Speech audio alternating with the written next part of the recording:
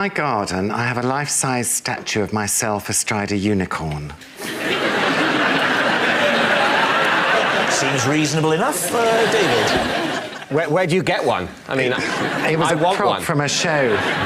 A prop from a show I did. It's not made of stone, it's made from polystyrene or something, but it's been painted. It's a bit weather-worn now. And what was the show? It was it was a New Year's Eve thing for Channel 4, Hello 1993 or something. Well, why did Hello 1993 need a statue of you on a unicorn? Well, it was the 90s. You touch it up every now and again, every spring, give it a repaint, or... I have a man for that sort of thing. Oh, right. You don't have to touch up its horn yourself? No. Did you ask for the unicorn, or was that forced on you? Well, it was part of the set. You know, like you have these sort of bumper car things for this set. Yes, I see that. When this comes to an end, you may want to take one of those home. Same. I'd like to have this in my house, and I'd like to address my wife from it every night. On to round 3, foreplay, and if you get through that, who knows what might happen. So it's in the garden. Is it part of a water feature? Is it on a lawn? It's on a plinth, on a few bricks. A few bricks. Which is it? A plinth or a few bricks? Because when cars have had their wheels taken, they don't say, "Oh, look, that car's on a plinth." Well, I call it a plinth. How nice. What do you think then, David? Yes, what do you think, Ronnie? I think it might be a lie. Really? Would it be in the garden for this long, I asked myself. Well, it could... I mean, it could be in a bit of a state. Seriously by now. dilapidated. Yeah. A sort of a decaying image of yourself on you. That'd be quite a reminder of your own mortality on top of a mythical beast. I have a similar thing in my house. It's called a mirror. So what are you going to say, David? I think it's true. I thought it was true from the first time we said it. I didn't need any backup. You think it's a lie? I think it's true. I think it's a lie. Well, I think on balance, I think it's true. OK, David's saying it's true. Julian, were you telling the truth or were you telling a lie? It was a lie. Oh.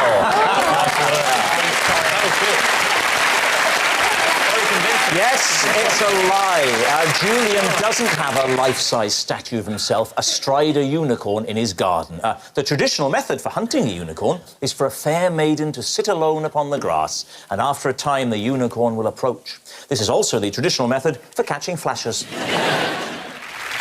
I have a didgeridoo suspended from a tree in my back garden so that when the wind blows in a particular direction, it pops soothing sounds of the outback into my bedroom window. David's team, what do you think? Pops soothing sounds of the outback. Yes. What a poetic way of putting it. Thank you. Do you genuinely believe that that particular instrument makes a pop? How would you describe it, Greg? And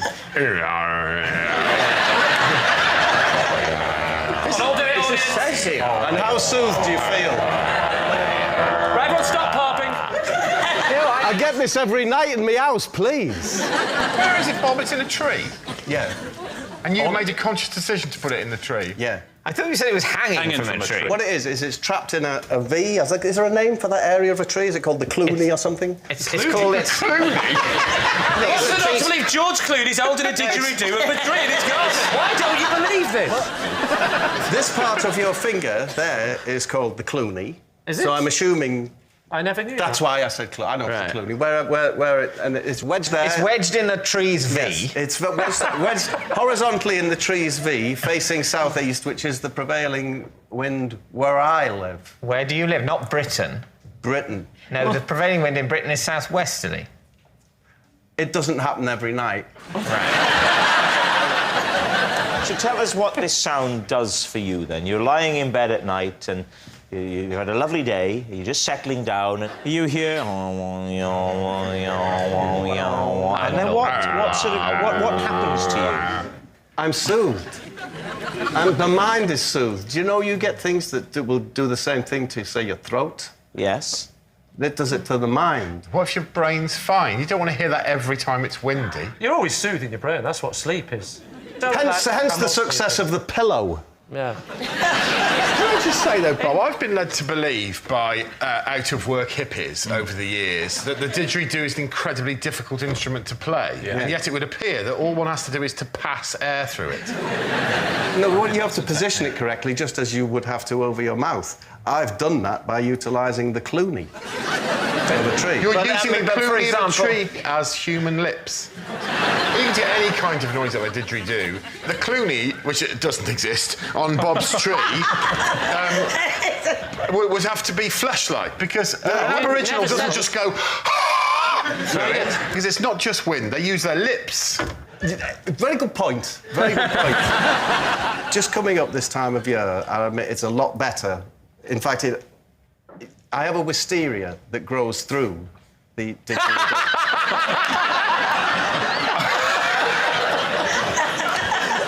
Of course. And when the wisteria comes into leaf, not only does it pipe the wind towards the didgeridoo, but it acts as the lips. It's long been said that if the wind blows in the right direction through wisteria, it can play any instrument in the world. It's time to decide, David. OK, we need to make a guess. What are you going to say? I think it's a lie. Of course it's a lie. We think it's a lie. I think it's a lie. Well, Bob, were you telling the truth or were you telling a lie? I was lying.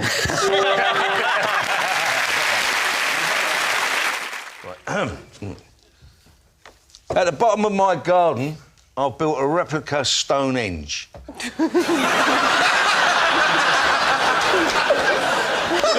Please, team.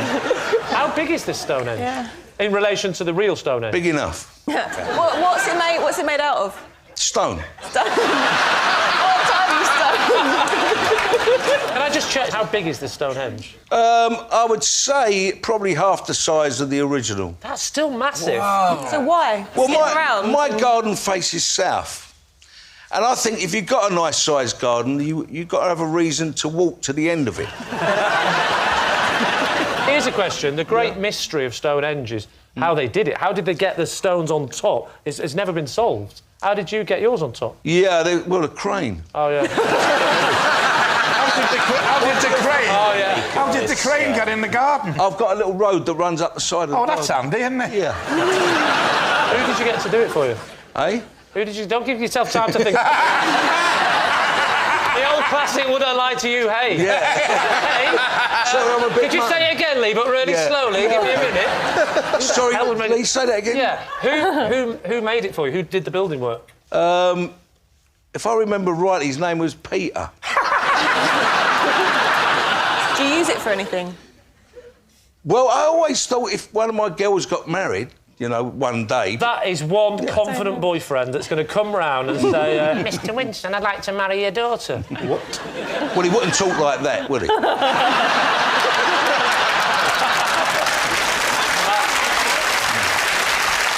So what do you think, Lee? Is this true? It can't be true. I think it's No, so not weird for me, it might no. be true. It's so I think it's a load of old codswallop. We're definitely saying a lie to them. You're saying it's a lie. Ray Winston, truth or lie? It's true. Oh, my God! Yes, it's true. Ray has built a replica Stonehenge at the bottom of his garden. And we have a picture. There it is. One Saturday morning, I lay on my back in the garden and pretended I'd fallen off a ladder so that I could get out of a family trip to IKEA. David's team. What had you been supposedly doing on the ladder to fall off it? So, my wife said we're going to IKEA, and then you should be upset if I said no. So I said, yeah, no problems. Can we go in about an hour? She went, yeah, no problems. Why? And I said, because I've got to do something in the garden. Yeah, what were you doing? Trimming the tree. So you said, OK, we can go to IKEA in an hour. I've just got to go and trim the tree. I didn't say I'm going to trim the tree, obviously. I said I've just got something to do in the garden. Why is it so urgent that this tree needed to be trimmed? You're not following this story, are you, Sean? I didn't need to trim the tree. Yeah, but surely wouldn't she go, we'll do it later? Because it was a casual conversation. We're going to IKEA. Can we go in about an hour? I've just got to do something in the garden. She went, yeah, that's fine. And that was it. Right. We don't live in a relationship where I go, can we go to IKEA? I go, can we go now? I'm doing something in the garden. She doesn't sit me down, put a spotlight on me, and go, just a sing in the garden. OK. But you did topiary last week! So you say you've got to do something in the garden. She says fine. So you walk out into the garden. Yes. Explain how you set the scene. I go to the shed, right? Yeah. I pick my tool wisely because I want to make sure that when I've fallen with it, that it looks dramatic. Yeah. Do you know what I mean? So what did you Bit pick? of secateurs, nothing. Those big giant ones. You know which one I mean? They look like those old-fashioned bull workers, but they've got a pair of scissors at the end. With a telescopic handle. That's one. I still needed a ladder. They're not going to get me on that. Do you climb to the top of this ladder? I don't need to, do I?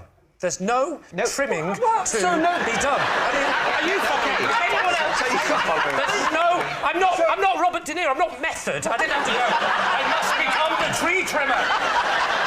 Your wife must think you're pretty bad at it if you can go out and presumably instantly fall off the I didn't ladder. say I fell off instant. I know she's going off to do something Well, else. they're not to She notice. says, I'm going to the shops then. So I know she's out. So I position So everything. she says in advance of going to this shop, she's going to the shop. No, it's an expression that people say, I'm just popping to the shops. They don't go, I pop into the No, it's individual not shop. an expression. It means going to the shop. No, it doesn't. Well, is it a euphemism in your house for what? Having a poo? I pop into the shop. Is it You're going to get me on one letter. All right, I pop into the shop.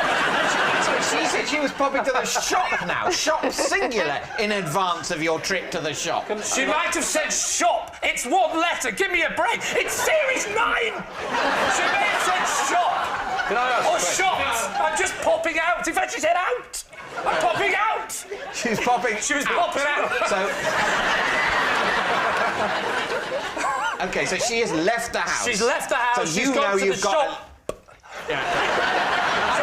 To buy a curly whirly or curly whirlies. I'm not sure. She's gone out. I know she's going to be gone enough time for me to get a ladder, lie it on its side, do the secateur, and lie there in a position that I would describe as Can I ask injured. this question? Why didn't you want to go to IKEA? I think I'd go to IKEA to get out of trimming a tree. I didn't need to trim the tree. So your wife comes back from the shop before going to the shop, for whatever reason. And we find that, weirdly, that the different shops sell different things. Okay. So I have tried the old, when she goes, I'm just going to buy some potatoes, I've gone, why don't we wait till we're in IKEA? And she said, no, you can't buy. It turns out that different shops sell different things. So your wife comes back from the potato shop to No, it's find... not called the potato shop. You've finished trimming the tree and fallen off a ladder. Yes. How much of the tree did you get done?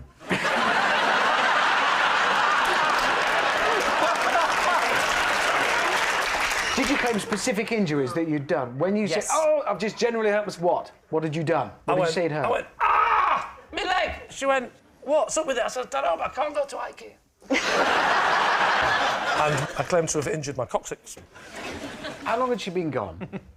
It was probably 4 or 5 days this time. I'd say probably about 15 to 20 minutes. Did she still go to IKEA? Yeah, no, what did she do then? You're there in agony. She came to help me. She helped you up. She helped me up. She tried to get me stood up. I held the base of my back. Is that what the coccyx is? Yeah. I held the base of my back. Yeah. And she said, you better come inside and sit yourself down. I said, but what about the trip to IKEA? I feel I've let you down. She said, no, that was years ago. I think the bit where I was pushing it, when I shouted, love, can you put that ladder away? I don't want it to go rusty. I might need that in a couple of weeks when we go to Boots. So what do you think, David? Is this true? What do you think? I think it's a lie. I just think you'd save that for something a bit more... You think it's a waste? Well, yeah, it's a waste of an opportunity to get out of something. I love Like the fact that a your family dad's- Christmas, you could get out of a whole Christmas. So what are you going to say? I think we think it's a lie. You're saying it's a lie. Lee, truth or lie? It's a lie. It's a lie. Lee didn't pretend he'd fallen off a ladder to get out of a family trip to IKEA. I recently shooed a fox out of the garden by squirting it with water. 5 minutes later, I watched in horror as it returned with its brother and ate my plimsoll. Please, team. What do you think? I've never heard anything so middle class in all my life. I'm on a picture it. So you're in your house and you see the fox in the garden. Now, you don't, with the greatest respect, you don't strike me as overly nimble.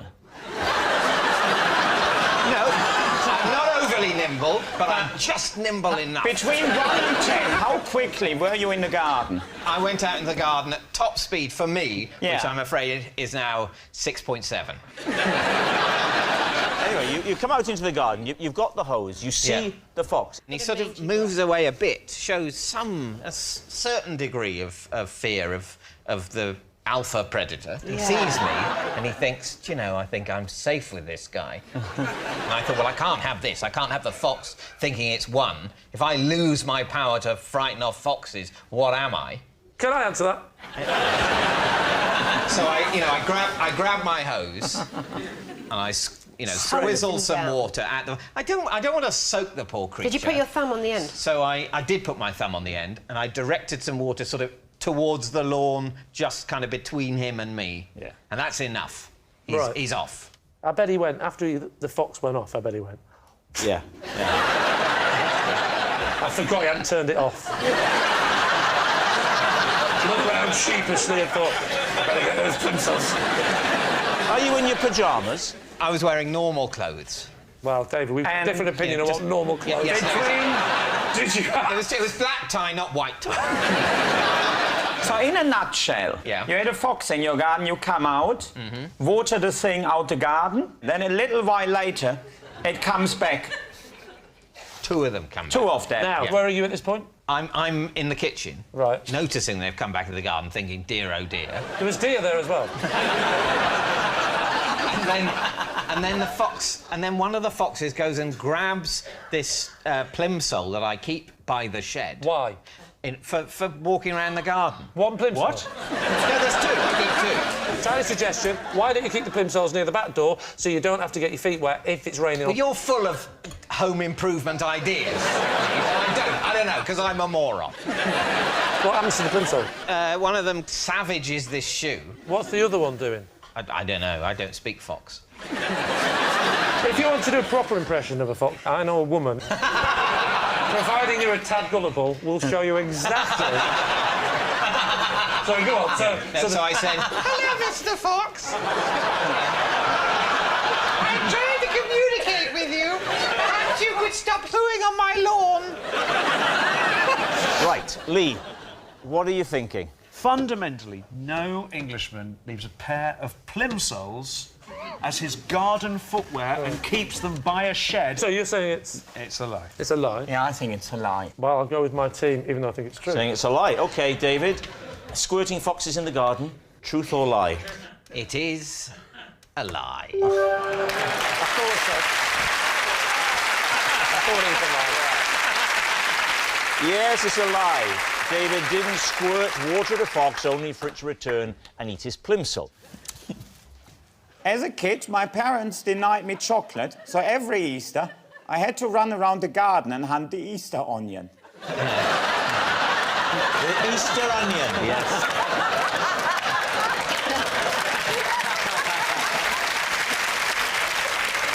David, where'd you begin? Them were the days. Why were you denied chocolate? It's not good for you, is it? And why did you hunt an onion? Why didn't you just say, I don't give a damn where that onion is. It's not a treat.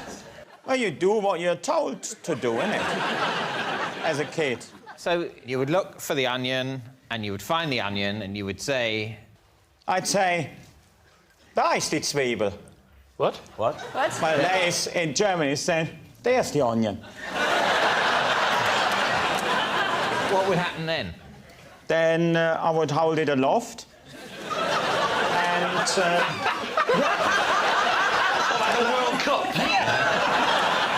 And at what point in your family's Easter celebrations would the onion hunt occur? Well, when on Easter Sunday. On Easter Sunday, in the morning on Easter Sunday... I would be out in the garden. So, but before your parents were up, you were already out there. Henning, do you get on with your parents? Very well, yeah. Are they nice? Yeah, I mean, my father is dead, but he was... He was a really jolly fella, and yeah, my mother is all right, yeah. I'm glad you didn't do the speech at the funeral. Once you track the onion down, Henning, would you tuck into it?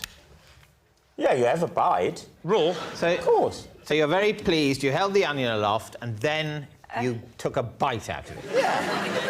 I do feel like you're more enchanted by onions than we are. But obviously they mean a lot to me, because I knew Easter Sunday was time to go in the garden and hunt the Easter onion. What are you thinking, Rachel? I was half believing him until the biting into it. They're quite solid, aren't they? It's like a tennis ball, isn't it? Yeah. The thing is, I can bite into an onion because I wasn't allowed chocolate. That means my teeth are good. Yeah.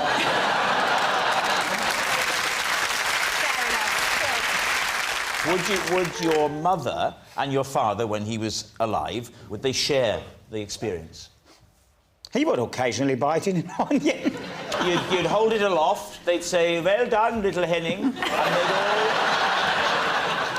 all... Look what Henning has done. And then... He's holding it aloft, quick. Get the camera. And then... Would they also tuck into the onion?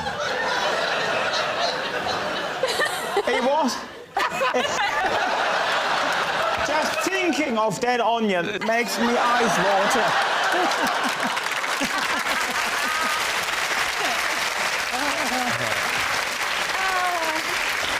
What do you think? Is that truth? What do you think? Well, even though he started crying at the memory, I don't know. They're crocodile tears. He does seem very moved, doesn't he? What do you think, Alex? I hope it's true, but I think it's not. I think it's a lie. It's a lie. You're saying it's a lie. Henning, did the Easter Bunny bring an onion? Sadly, it's a lie.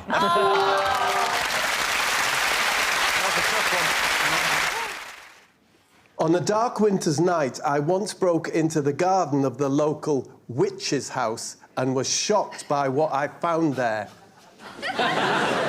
David, Steve. OK, at what point... There's a lot of questions, isn't there? At what point in your life did this happen? I'm going to guess somewhere between when I was 11 and 13. 12? I'm going to say 12. And you say the local witch's house. What do you mean by that? I mean, this is a very distant memory now. OK. It was the house, not very far from me, where all the kids said that the witch lived. And who did live there? I don't know their name. Right. I'll call them Mary Candles. It had hedges at the front, you know, it's like uncut hedges, a front gate covered with hedging, and it said on the front gate, it said simply the words, "No thanks." No, really? So that's quite creepy, isn't it? Can I ask a question? You started that with saying you were shocked by what you saw there. Yeah. Yes. Shocked by what I found there. And what did you find there? I'm not comfortable with telling you that just yet. Sorry, I'm not. This is going so far, it's got to be a lie, isn't it? Let me just say, it does not have to be a lie. Whatever he says, however absurd, it could still be true. However plausible, it could still be a lie. It's just, essentially, what we are doing for this section is entirely futile. We will talk for a bit, then we will guess, then it will be over.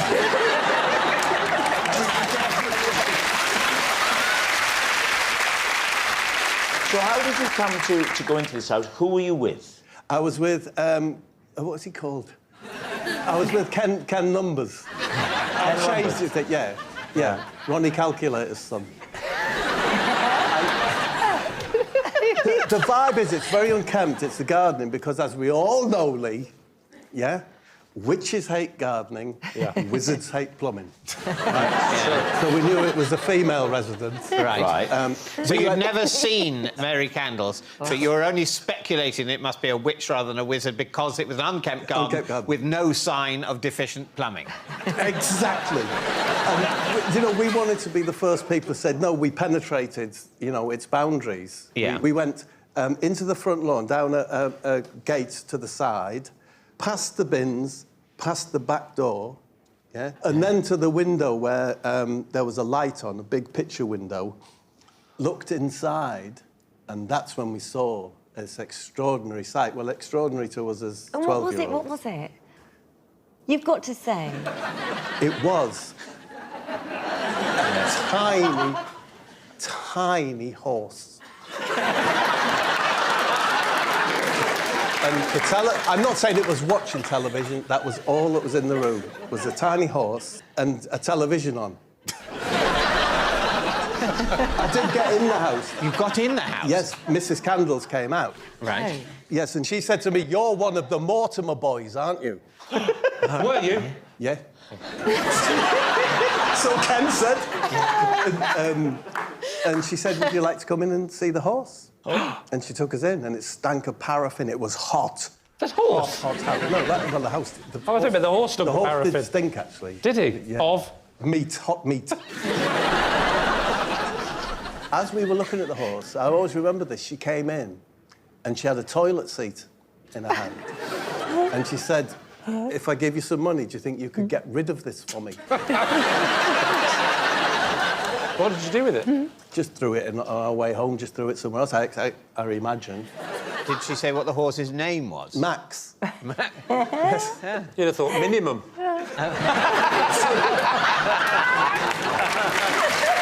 All right, well, now, Suggs, what are you thinking about this? I mean, you know, it's so preposterous, but David's flung me by saying this is the way he carries on anyway. Oh, Yeah, same. I mean, but no, I'm saying lie, of course. You say it's a lie. But it was when you said the horse smelt like hot meat. Well, do you remember the detail of the paraffin heaters? Yes. Oh, yes. We're talking 40, maybe 50 degrees there with those old... 40 or 50 degrees centigrade. So we're talking like the temperature of the desert in Saudi Arabia.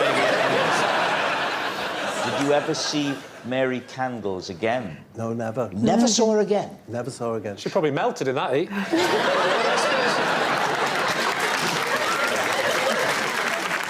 All right, what are you going to say then, David? Do we think lie? I think it's a lie. I think it's a lie. I think it is a lie. All right, they're saying it's a lie. Now, we should bear in mind that when it comes to Bob, David has a very poor track record. Let's see if he can be better tonight. Bob, truth or lie? I was telling the truth.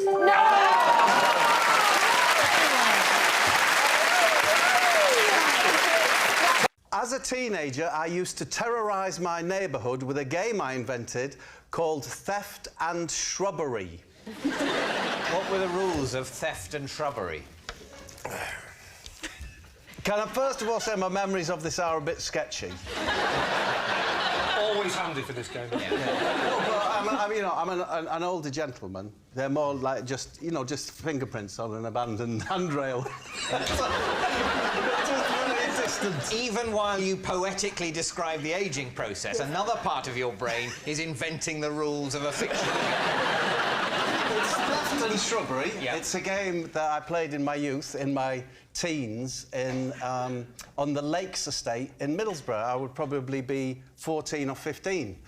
I hope that's all the information you need.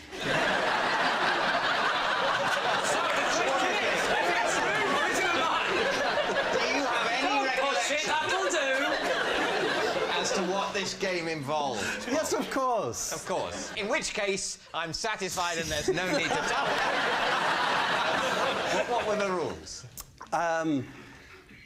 There would have to be a gang of you. I would usually be with Staver and Bagger. Well, I didn't realise you knew hobbits as Neil Overall, Jerry Dungaree's son. Didn't take his father's name.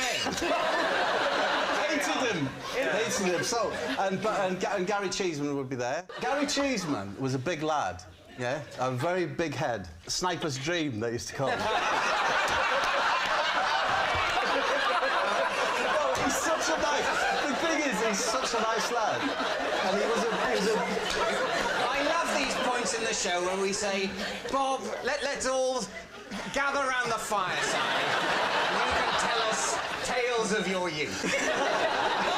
So the rules of the game, of course you will not. Theft The and rules of shrubbery. the game. Theft and... Shrubbery. Shrubbery. Were relatively simple. You had to creep into the back of someone's house and observe the family watching the telly or whatever they're doing, yeah? It's getting a bit sinister now, Bob. Yeah, I know. Is this at night? This is on the evening time, yeah. So the family, as it were, backlit by the domestic lighting. It's beautiful. Yeah. And then you'd find one where the curtains were open, yeah? Go to the rear of the garden and then you'd slowly walk towards the window. Right? Try not to disturb them. And you'd chant, increasing the volume as you went. We do beg your pardon. But we are in your garden. And then you gradually get closer and closer to the window. And as soon as you were seen, that's when shrubbery comes in. Which was what?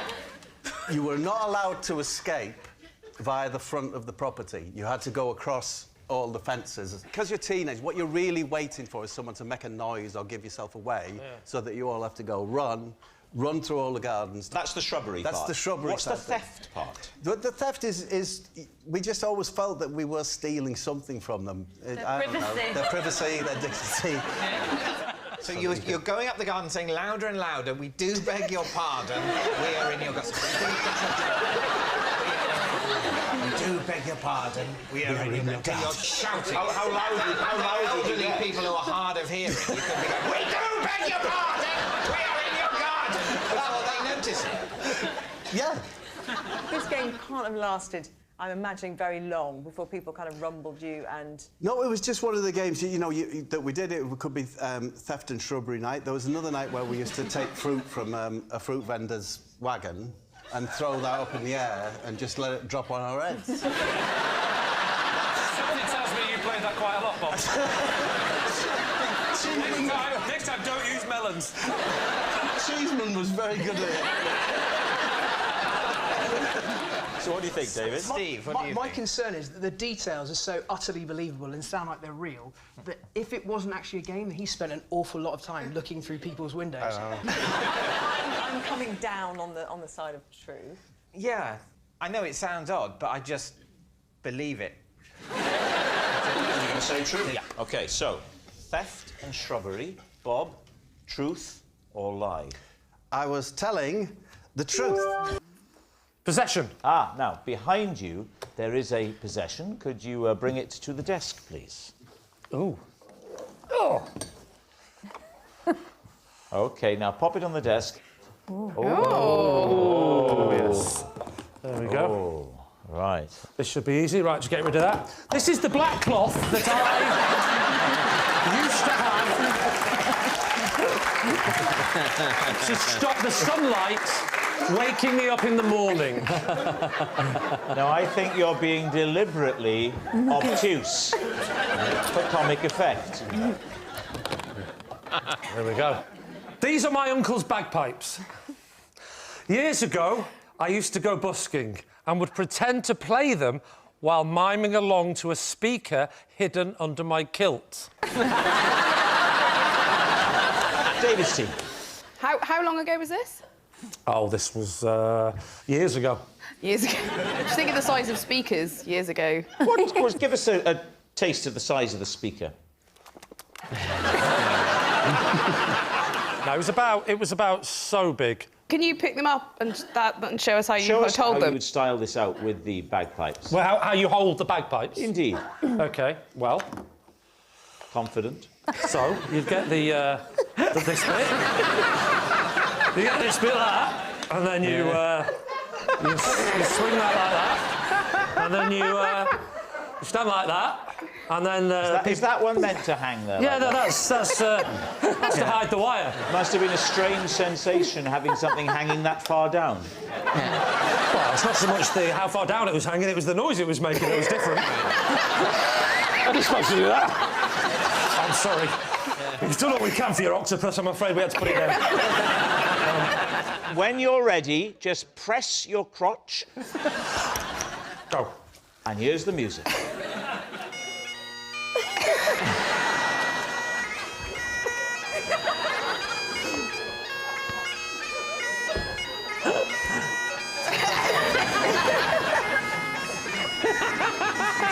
Are you blowing the wrong one? I had it upside down. I will say, so far, it's very convincing. Yeah.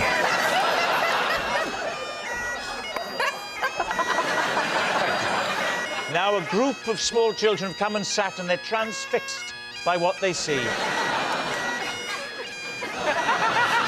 Oh, this is lovely. This is... Oh, all right, we've suffered enough. Yeah. You wonder why they want independence.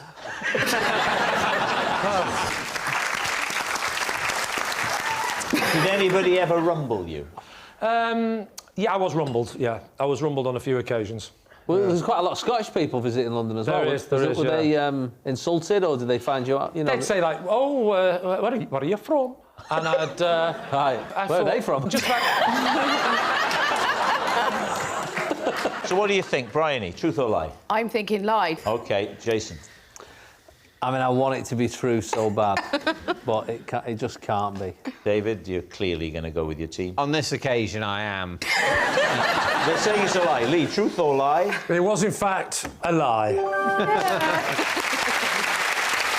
It's a lie. Lee didn't pretend to play the bagpipes. Because I kept losing my bin shoes, I've now tied them to my hall radiator with a length of elastic. They comfortably stretch to the end of the drive before the tension beckons me back. David's team. When you put said bin shoes on your feet, you're still tied to the radiator? Technically, but they're very elasticated, so it doesn't feel that way. You said when you get to the end of the drive, the tension of the elastic beckons you back. Talk us through that procedure. Well, I start walking, so it starts off... I've got a wheelie bin. Yes, of course. And I'm wheeling Just one? One wheelie bin, one recycling bin, but we alternate each week. Okay. I mean, sometimes it's green, sometimes it's blue. I obviously play the game of putting the wrong colour out, see if the neighbours will copy. Do you do that? If you do it first and then look, everyone copies you. It's fantastic. Sneak out at night, drop it back again. I'm a horrible man. So you get the bin, so I start walking like this. Are you all right? Yeah, no, I'm just taking it all in. Go on. OK. So we've had a lot of female guests. You're the first one who's ever said that to her. So I walk out and everything's fine, just walking. Oh, I'm feeling a bit of... oh, hello.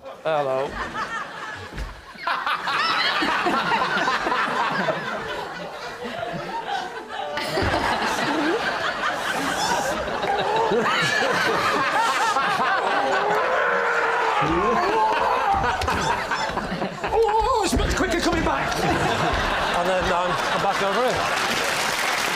Right, there we go. Bit tired. Hang on. Was that elastic tighter than you thought? No, just the bin was heavier than I thought.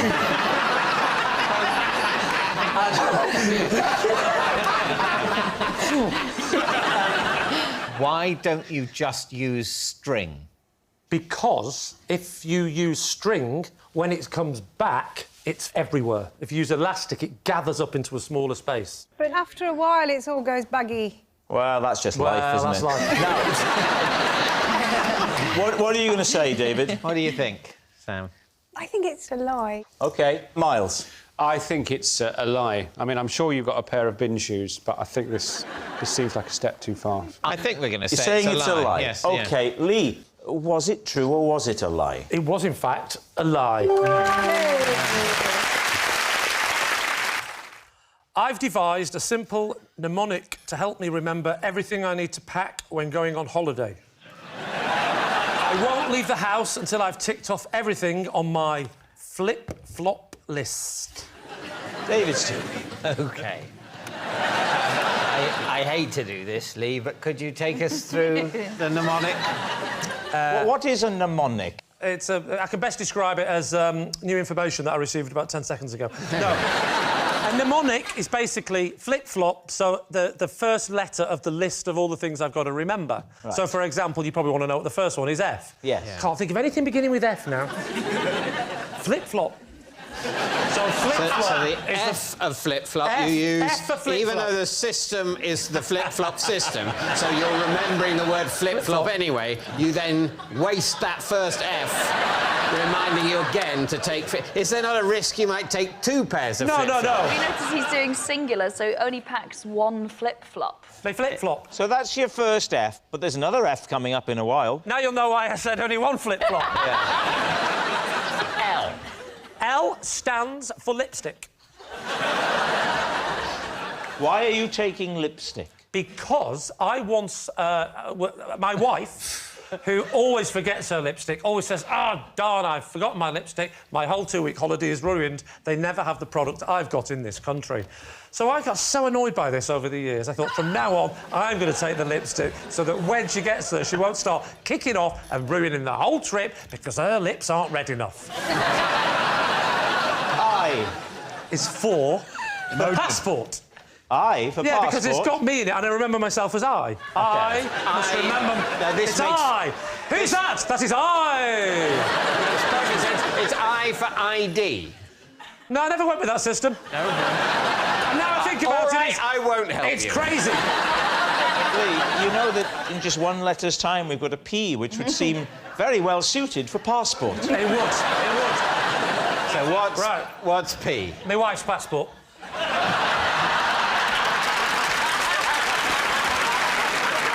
All right, F. F. Now, this is an interesting one. F is for francs, the currency.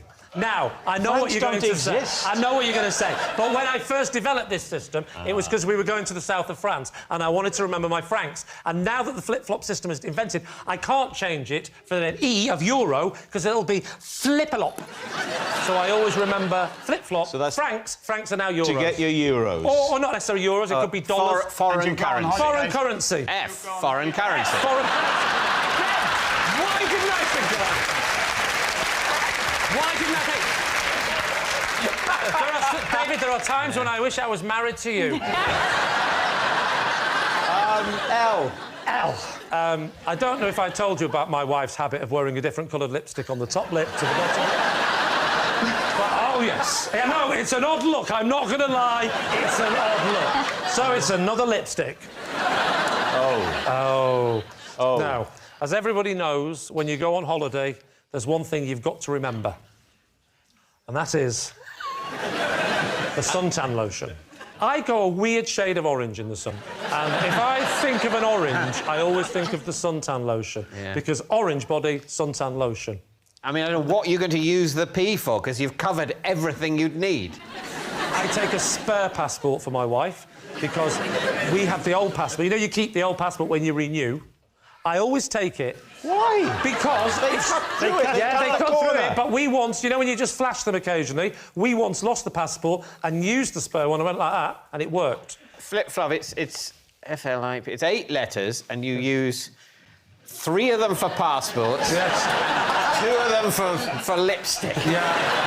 And over half of it is passports and lipstick. What do you think, Joe? Not much. Kiri, which way are you leaning? I think it's a lie. David, what's it going to be? I think we'll go lie. Right, well, feel the tension. Lee, were you telling the truth, or was that a lie? It's a lie. Yes, it's a lie. Lee doesn't use the word flip-flop to help him pack. En route to a meeting at the BBC, I gave CPR to an OAP. How old? Pardon? How old? I'm 48. Why did she need mouth to mouth? Well, it turns out she didn't, and... But, you know, how do I know how you fix a sprained ankle? And how did you encounter the OAP? The OAP was just outside the tube station where the BBC was, and soon will be again, I believe. Which line? What? Which line did you get on? I got the train to Waterloo, and then I got the tube. Which colour? Well, she started off sort of pink, then she went red, then she went a bit yellow, and then I just got her back again. What colour tube? Funny enough, when I got back that day, and my wife said, "What's happened today?" I think, "Wow, what a journey." When did this happen? I believe that you've been on the London Underground. Thank you, Dave. Well, should we leave it at that? Not quite. Describe the scene. I saw people in a circle looking down on the floor. Right. Someone said, "Is anyone a doctor?" And I said, yeah, there's loads of people.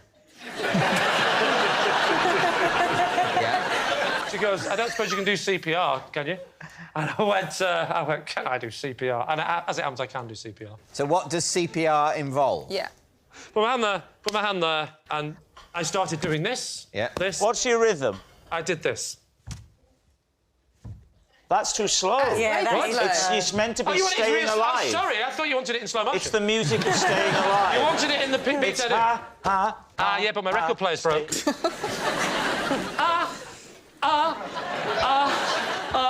Staying alive. Will you speed that record player up, lad? Staying alive. I'll tell you what tragedy's the worst. Tragedy. Really upsetting. So what happened? We got a new record player.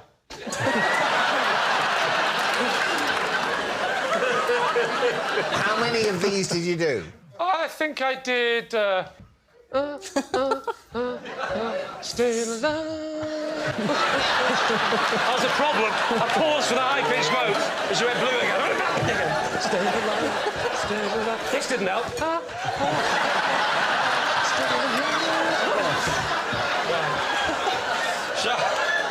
So I'd say I probably got through the first verse. OK, so you did the first verse of Staying Alive, then what happened? And then she literally got up at the right moment of the verse. She went, "Staying alive!" And then the ambulance came and took her off, and she went straight over a bridge and died. So, what are you thinking? Stacey, does that have the ring of truth for you? Awful ending to the story, I'm so sorry. I'm very suspicious that he doesn't even know what tube he got on. You really, that's the most doubtful part of the story.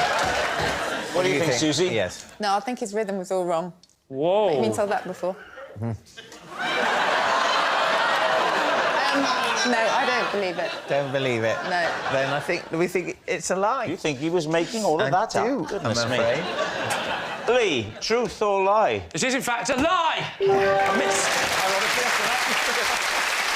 Yes, it's a lie. I once returned a T-shirt to a shop, furious that it had shrunk in the wash, only to discover, mid-complaint, it was, in fact, my 7-year-old son's. David. So what did the T-shirt look like? It was a small red T-shirt. I'm guessing you had recently bought a adult-sized red T-shirt, and you had put that in the wash. Correct. But and presumably also your son's My identical son's red T-shirt, red- but purchased at a different time in a different place. I got it from Gap, and he got it from Gap Kids. And I just grabbed it, put it on, thought, oh, it's shrunk. I had no reason to believe it was any... I didn't check the label. That was my T-shirt, as far as I was concerned. So when you went back into Gap, what did you say? I was in a queue for ages. Someone shouted next, and so I thought I'm in the wrong shop. And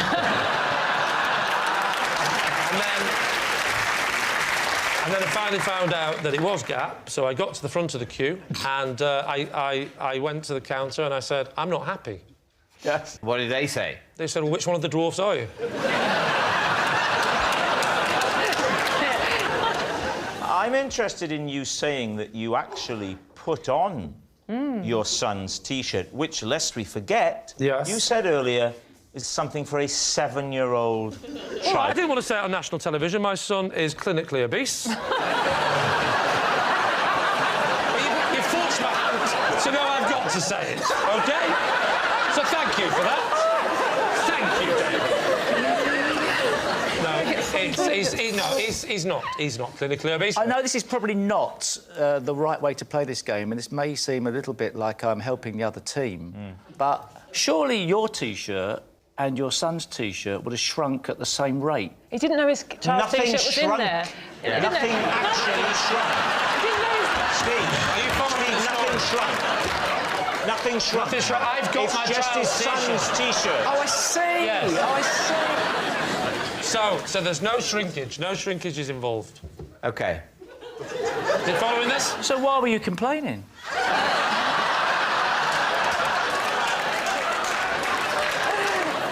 So there you are at the front of the queue and you're talking to the assistant. I handed it over. I said, I'd like to swap this. This T-shirt has shrunk. She looks at the label, which I haven't done. She looks at it and assumes that it's my child's T-shirt that has shrunk. And she said to me, are you sure it's shrunk? To which I said, yes, because I couldn't put it on. To which she said, well, yes, but could your child put it on? I said, I'm not giving it to my son just because it's shrunk. And she said, well, if you're sure it's shrunk, then OK, it's shrunk. She went off, she came back, she gave me another T-shirt, exactly the same size. And what did you say? I said, well, that has also clearly been in a high wash. She said, how big are these supposed to be, then? I said, well, they're supposed to fit me. She said, why are they supposed to fit you? I said, because I bought an adult T-shirt. She went,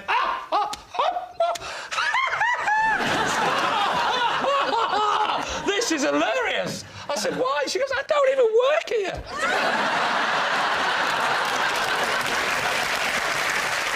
I've gone to the wrong person, haven't I? OK, it's time to guess, David. What do you think? Well, we don't need to guess. It's a lie. Put us out of our misery. Was it the truth or was it a lie? It's a lie. I found out my girlfriend was cheating on me while I was bouncing on a trampoline and spotted her over the fence with another man.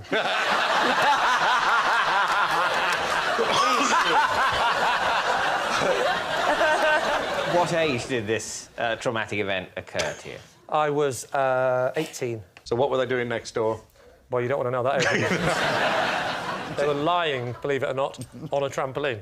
You were trampolining in your garden. Yes. And you saw over the fence. Yes. Into your girlfriend's garden. No, she didn't live next door. Oh, right. So Neither lived next door. Neither of them lived next door? Correct. Why were they next door, Because there was a party going on next door, and it sort of slightly drifted into my house. It was like two sort of houses were taking part in the party. It sort of bled into mine. What sort of trampoline was it, Lee? It was the TS497, the old trampoline.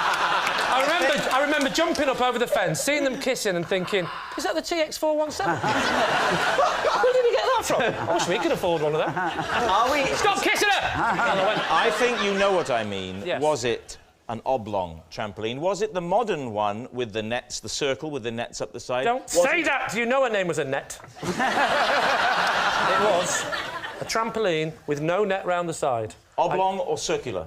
Well, she'd lost a bit of weight.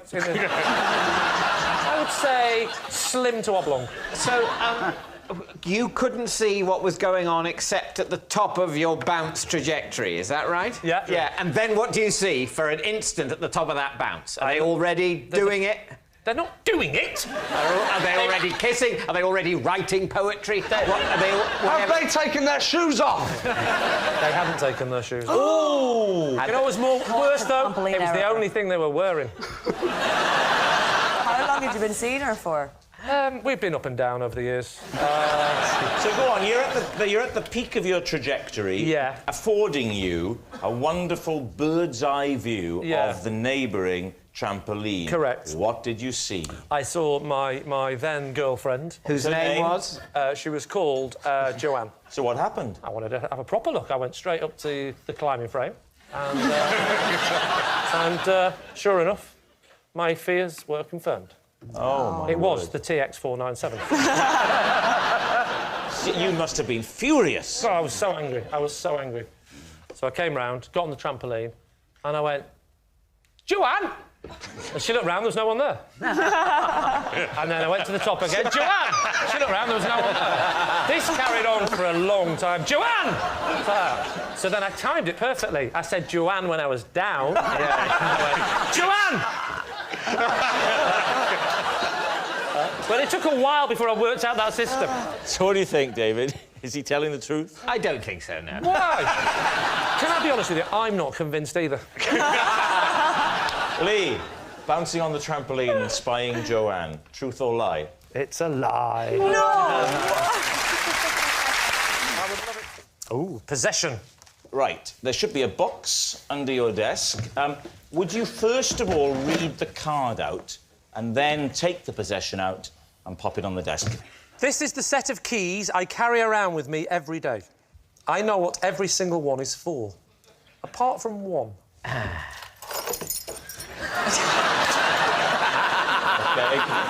Box back on the floor.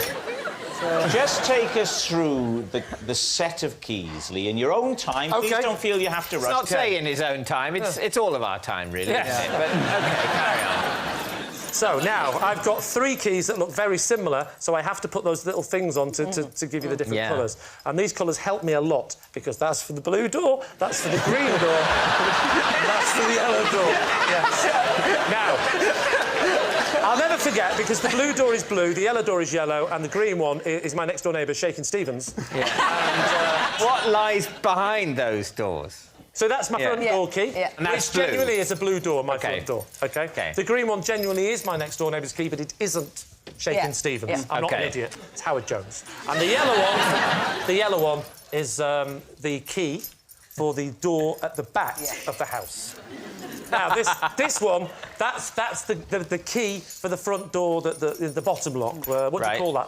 Bolt. Yes, I wish I could. Yeah.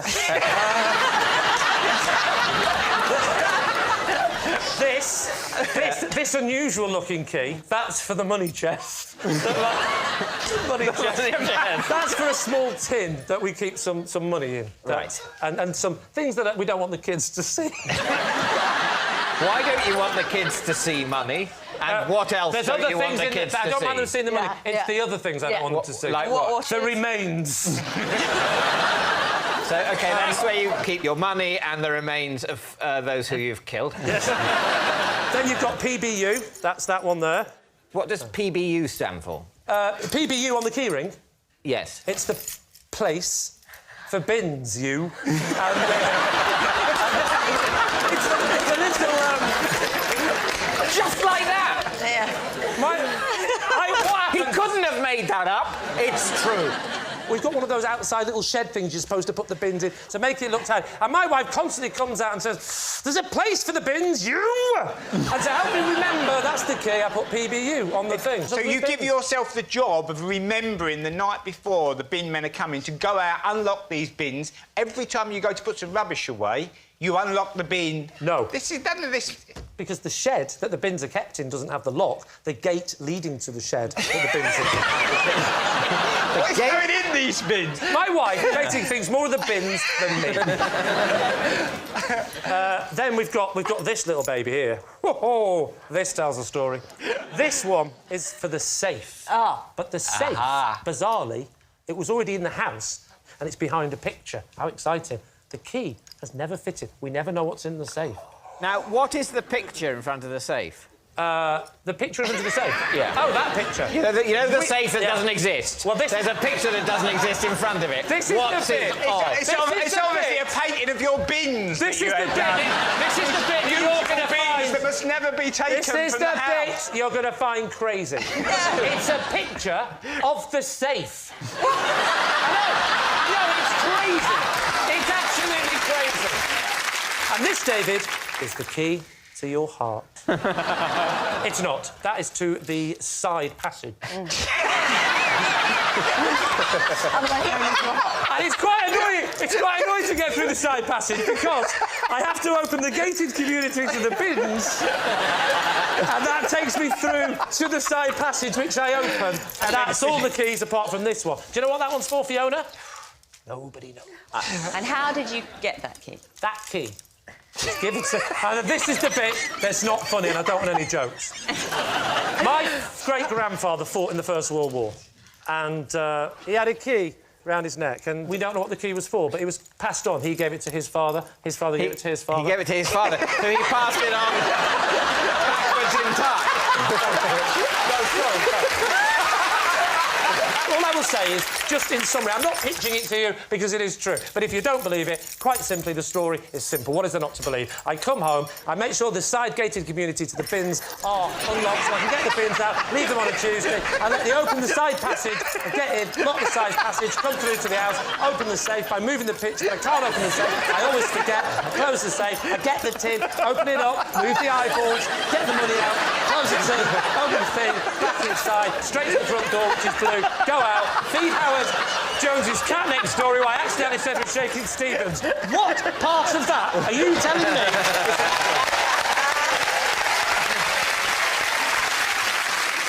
So what are you going to say, David? What does your team think? I think we're going to say it's a lie. Saying it's a lie. Lee! Was it the truth or was it a lie? It was a lie. Lee. I can smell if there is a dead fly in the room.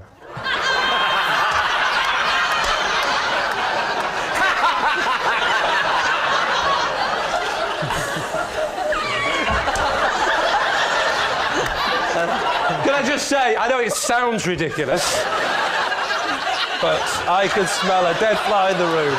So, it's what you're saying, that if there isn't a dead fly in the room, you have no sense of smell? No, that's not what I'm saying. And you know damn well that's not what I'm saying, David. No, I can smell if there is a dead fly in the room. I can smell the dead fly. So is there a dead fly in here? Hold on. No, I can't smell a dead fly in this room, obviously. This is what we call a normal-sized room. I see. Okay, a room in my house. How do you prove this? Do you actually sniff it out? Can you actually, like a sniffer dog, you actually find the dead fly with your nose? Or you just go... No. I never told you I could find them. You can't locate it, you just know it's somewhere within the walls. Well, not within the wall. I'm not talking about flies that might have been killed by a serial killer and then sort of plastered in. Yeah. I can't smell them. I can't smell them. No, definitely not. Right, OK. But you can't locate them, you just know there's somewhere in the room. I can smell if there's a dead fly in the room. So where's... How can you put it to the test? Because you might have been in a room in which there was a dead fly and you have not smelt it and said there is no dead fly in this room. And people have believed you, and yet lurking in the corner... It's a good question, Joan. It's a very good question, and I wished I had a good answer. Just by the law of averages, there's been too many times when I've gone in a room and gone, there's a dead fly in this room, and quite often we will see the dead fly. What do you mean quite often? It has to be always. It has to be always. I can smell if there's a dead fly in the room, so I will go in and go, I think there's a dead fly in the room. That's just a polite way of talking, David. I don't go, there is a dead fly in the room! It's a fact every time! This room is a disgrace! I talk more softly than you, David. I have a softer... I don't show off about my talents. Okay. I walk in a room and I go, I think there's a dead fly in this room. In fact, no, I think you'll find there is definitely. There always is. There always is. What does the dead fly smell of? It's a smell that I wouldn't want to describe to a friend. Try. Imagine you're a wine connoisseur, right? But it's the smell of a dead fly. I'm getting... what are you getting? I'm getting a bit of wing. I'm getting another wing. And how many wings of flies? Was it 2 or 4? 4. Another wing. And no, wait. There's only 3 wings. I think I know how this fly died. You've not really described the smell there. You've described the body parts of a fly while making sniffing noises. Well, I can't. You know, I'm a professional. You're an amateur. I'm trying to say it in layman's terms. Well, earlier on, I was. I came to see you in your dressing room to say hello, and I had a little look in the window, and only now I'm thinking there was a dead fly in there, and you never mentioned it. Before you came, and I went, smell of fly. But I found that smell was soon overpowered, Jason. David, time to make your mind up. Is he telling the truth? Is that whole fly-smelling thing real? Well, let us pay him the respect of pretending to consider it. You don't believe him? I do not believe him. Well, I think lie. You think lie, you're saying lie. OK. Lee, were you telling the truth, or was that a lie?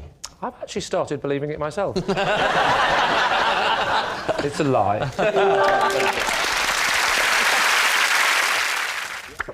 When I was 7, I had to be a bridesmaid at my auntie's wedding.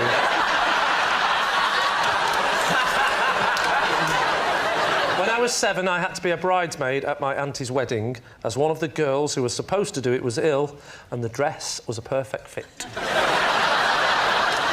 What did the dress look like? I describe the colour as traumatic. Why do they have to have a bridesmaid? Why couldn't they just say, if she's not well, let's move on? I think you're mixing it with admin. If someone says to me, put the dress on, I'd put it on. You know that, don't you? Do as I'm told. So you didn't display any reluctance to put the dress on? I may have said, you know, mother, father, I am a 7-year-old boy, despite the fact that I am 2 years younger looking and slightly androgynous. But please, give me some dignity. And my father turned around to me, he said, son, when I was your age, he had a pipe, when I was your age, my father asked me to put a dress on, and I put it on, and his father before him, and his father before him. You'll put me dress on, and you'll smile. Was there a page boy as well as bridesmaids at this wedding? I was a page boy once, and if another boy had dressed up as a girl, I would have felt it was fair game to persecute him. Well, true, but luckily the page boy came up to me, little Sharon, and he said, he said, tell me about it. You know, you think you've had a rough day. You know what I mean? I'm a 24-year-old. How much notice did you get? Pardon? How much notice did you get? Quite a few people. So I think, you know, from memory, quite a few people were, No, you idiot! How much warning? How far in advance? I genuinely thought you meant notice. How much notice did you get? That was a genuine one. Yeah. Oh, how much notice did I get? Oh, everyone thought I was adorable. I've got to admit, everyone was looking. I was nervous at first, but then I felt like a princess.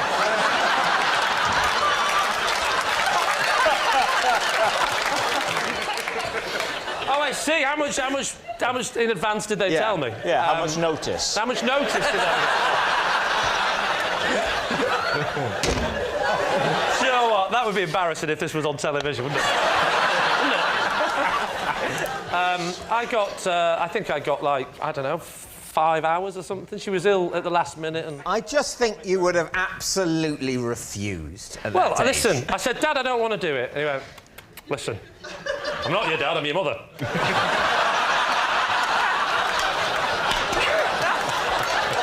and I'm sick of you constantly calling me Dad. The other one, that's your dad.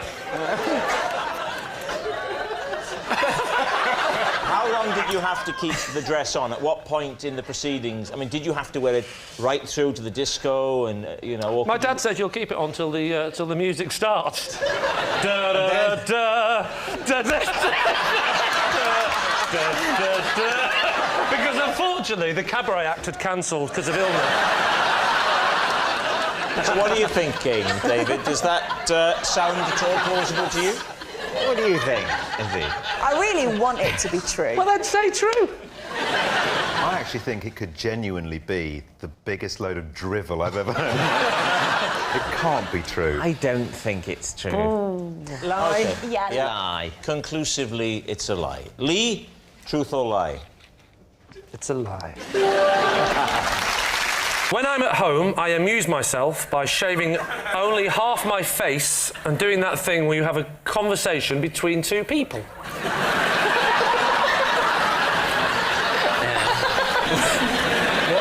What are the characters of the shaved Lee, unshaven Lee? I'll often do a sailor because that suits the look of the longer beard. Could we have a little bit of sailor? Looks like you shaved half your beard off again. Hang on, that doesn't make sense because it doesn't. It looks like he's got the complete beard. No. He has got the beard and he's talking to the man to who the other person. Yes. Looks like you shaved off your beard off again. Yeah, but the other person looks like the little boy looks up and goes, I couldn't help it. I had to, because I was feeling a bit hairy. Yeah. But that doesn't make any sense, because the other one looks like he's completely shaved his beard. No, sorry. I've shaved half the beard. Yes, I know. The one with the beard is the sailor with the beard. Looks like you've shaved off your... Meaning him. half your beard off. The other to the other one. Yeah. Who's then sort of going, yes, I did. Yes, I did shave half it off. But it doesn't look like they've shaved half it off. It just looks... They've shaved it all off. They've shaved it all off. You say that. No, you're wrong. No. I've shaved it all wrong, off. David. Wrong. Now, I'll do it again. Right. Man with half a beard. Yeah. You looks like you shaved... No, Wait, the character you're playing is a man with a Let me finish. Okay. Looks like you've shaved half your beard off again. Okay. Yes, I had to, but you should see the other side. Look, it's still there. And then the other fellow goes, I'm just as bad as you. Look, clean shaven. You want me to let the story finish? You know I'm using it up. Why didn't you say half in the first remark? Because you said it looks like you shave your beard off again. Should be shave your whole beard off again. And he's going, yes, I know, but then let me show you more fully. Like you did. I didn't say it like a red boy. Coincidence, because I too am a cock.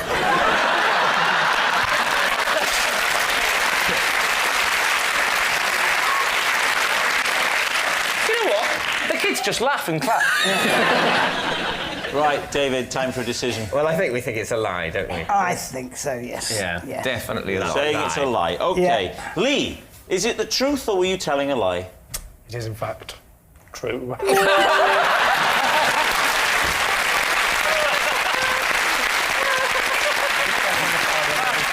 Yes, it's true.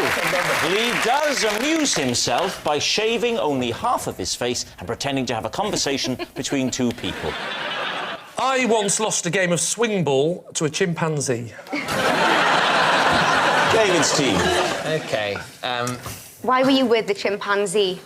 I was visiting a zoo in South Africa, and the trick that the chimpanzee could do was play swing ball.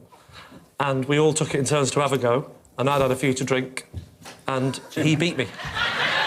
What time of day was this? Time of day? Yes, Before the monkey's bedtime. Are you refusing to answer? I'm not refusing, but I'm thinking about it for a while, because I don't know if you mean South African time or English time. It's very similar, but I think there's an hour's difference. Do you mean the South African time? I mean the South African local time. The local time. I believe... sorry, you've thrown me a bit, because most times I tell people Local time at the zoo on the occasion of your match. I've been using this... I can't lie, over the years, I've been using this anecdote at the darts and things. Oh, did I ever tell you, lads, about the time I played swing ball with a chimpanzee? No one's ever said, what time of day was this? He threw me for a second. Most people go, chimpanzee swing ball? Tell us more, you interesting person. I suppose what's different is that when you tell that as an anecdote in the pub, people go, it's polite to go along with the bullshit that Lee talks.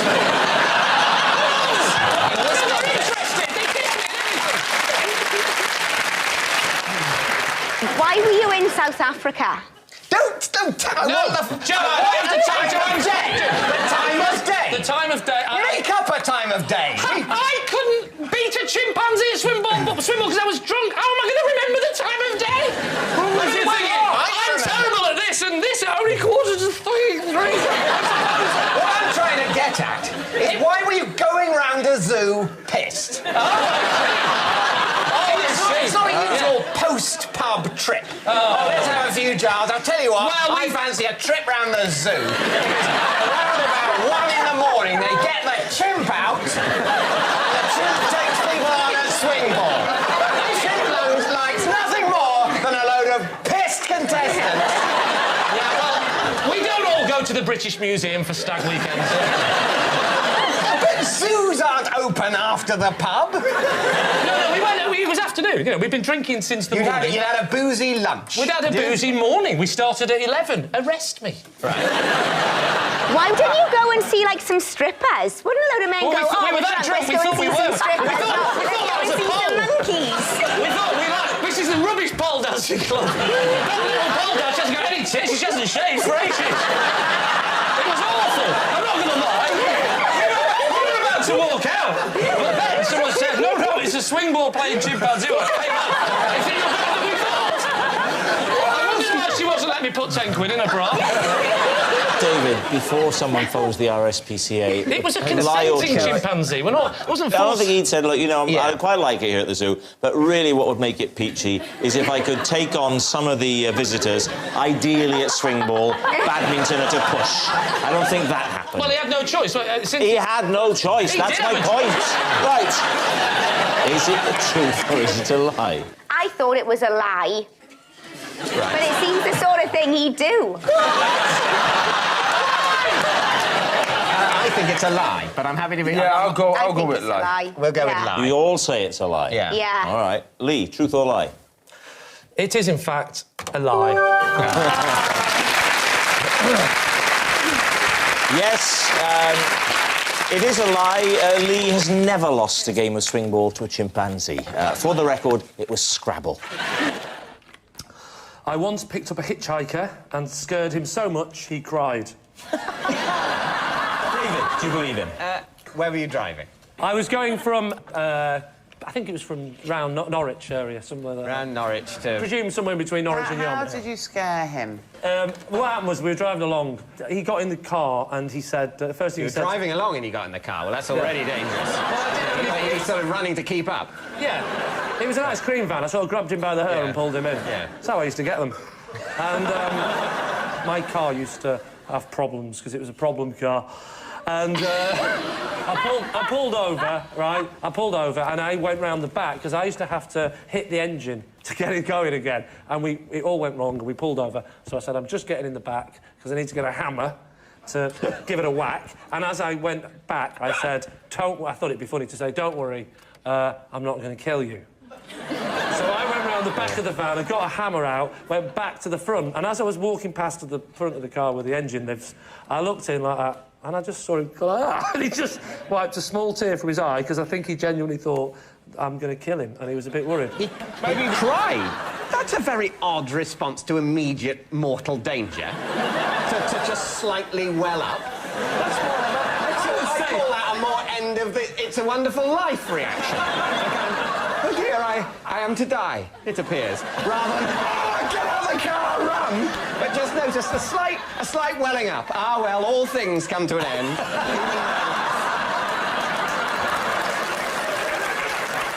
David, what do you reckon, then?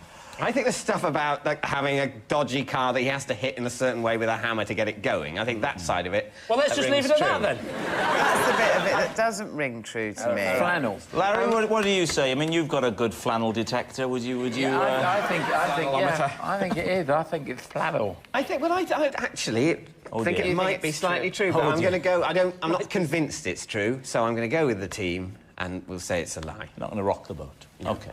Lee Mack. I say that it is indeed the truth. As a child, I was scared of the sun. What age? I think this will probably be when I was 4, 5, 6, 7... that sort of age. When I was 4,567. I was still in my infancy as a god. What was it about the sun that you found frightening? It was looking at it. Oh, yeah. Did you just go out at night or something? You never went out during the day? No, I did go out during the day, but I would sort of obsessively keep my eyes towards the ground. Right. The problem was that someone used the phrase, if you look at the sun, you will go blind. Funny enough, exactly the same advice for me as well, but it was page 3 of the Sun. So you would still go out, but you would avoid it anyway. And then, occasionally you sort of turn your head and the sun goes through your vision, and it can create that slight, when you blink, you can still see. And you thought that was burning. And I thought, right, well, what's that? Is that the beginning of the great eternal darkness? Yeah. You really had a happy childhood, didn't you? Then?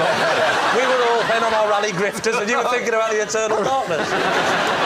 Did anything else scare you as a child? Oh, yes, most things. What else scared you?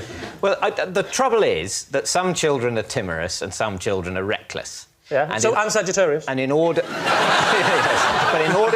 to save the lives of reckless children, warnings are calibrated for their safety, which The result of which is that the timorous live in a state of perpetual terror. Yeah, what I needed to be told is, you know what, most days you won't die, it's fine. I wasn't ever going to tear across a 3-lane motorway. Right. You know, the very existence of a 3-lane motorway in the same postcode as me made me not want to leave the house. And presumably you would wait for about 3 weeks before swimming after a meal. No, and having an ice cream in the afternoon and then thinking, right, well, I should probably not swim for the rest of the holiday. And then someone says, when I was an adult, you don't have to wait at all. It's all a myth. You can swim and eat. Did you... While looking into the sun. So what are we thinking? Adam? I'm thinking true fact. I'm going truth. So you're saying it's the truth? Yeah. Go on, we'll say it's true. You're going to say that it's true. OK. David, truth or lie? It is true.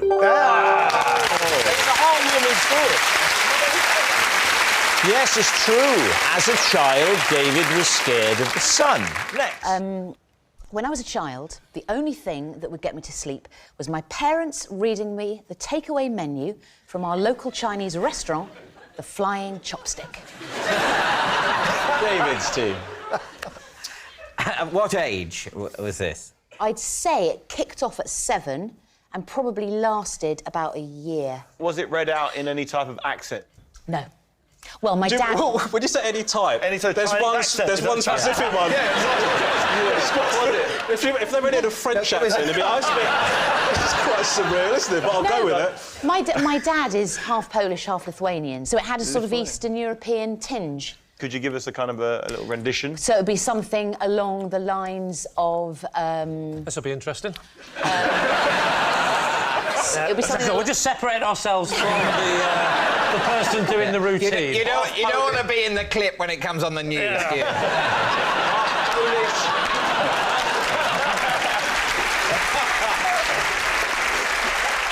So Dad would say, for example, black bean with chop suey, something like that. Black bean. Was your dad the fella from Sesame Street? One pork balls. 2 lovely pork balls. You know, lychee for the end of the menu. Lychee, that's the Yeah, I know that. The flying chopstick, they just serve a single lychee, don't they? Lychees. It was the staple. It was the 70s. Things were a little bit sparse then. It was Wilson's, you know, things are hard. I can't remember his speech, but you know the one I mean. Things are terrible. Wilson's things are hard. Wilson's things are hard. Harold Wilson, things are hard. We've only got lychees. Things are hard. We've only got lychees, guys. How far into the menu would you drift off? That's a very good question. That's why I asked it. Yeah. My eye would be sort of fully open, like that. A little bit like... Just one eye open. One eye open, always looking, always just checking. And then I would say, by the end of the first page, the eye would be down. So you used to go to sleep half a face at a time? Can you remember the first time that this happened? It would have been... I think it was on a Friday night. Mum and Dad would have been entertaining, and I laughed a lot and then fell asleep. So what do you think, then? David Hay, how is this striking you? The detail, the fact that she knew straight away what day it was on a Friday night. I don't remember what day it was when you were 7. Oh, I can't remember last week. I get punched in the head for a living, but...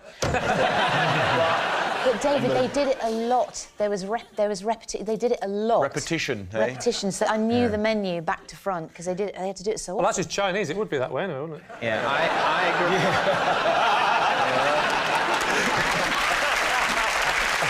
Ramesh, what are you thinking?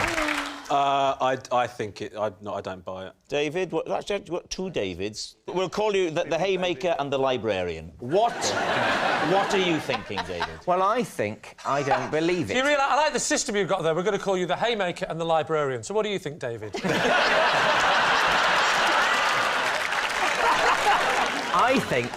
I don't think she's at the age of 7. Yeah. I think a 7-year-old child will require a coherent story. All right, so you're saying it's a lie. Well, let's find out. Mel, truth or lie? The story was, in fact, a lie!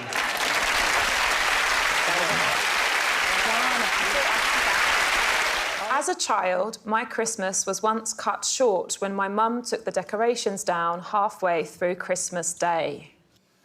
David's team. Oh, right, this... Thank you. Was she always down on Christmas, or was... What happened this year? Well, this year in particular, Yeah. just halfway through Christmas Day, she's like, I've had enough. We've done the presents. Had you done the lunch? Yeah, we've done lunch. So let's just... What was the time? 2:30. OK, so pre-Queen. Oh, we don't do the Queen in my family. I'm so sorry, David. You don't listen to the Queen? No. Did it become... I mean, she's the head of state. 8 minutes a year, Yeah. you know, and 6.5 if you skip the bit with the trumpets. Was it a great dramatic gesture, or was it sort of... It was quite dramatic because And were the things were on the ceiling? And it's taking the tree down and putting a plastic tree back into a box. The stuff on the ceiling, did she have to get We a didn't have ladder? stup on the ceiling. Well, you had no tinsel like round the room. No. Oh, this was hardly a Christmas, wasn't it? You don't watch the Queen's speech. I expect you were having a pizza. You're having a pizza and she put the fake tree away like an umbrella. Fine, pop that away. This is barely worth hearing about. Was there a specific incident that set her off? She was very disappointed with me and my sisters because... In general. I think I had got one present and I had not liked it. And so that was a bad point. And my sister Cheryl hadn't got out of bed yet. Now, tell us about your Christmas Day. I'm imagining there's a lot more structure to it. And respect is a word that's coming to my mind. Thanks, Rob. Oh, I don't know. I think I have quite a normal Christmas Day. I imagine Bucks Fizz at 11. No, we don't book a band.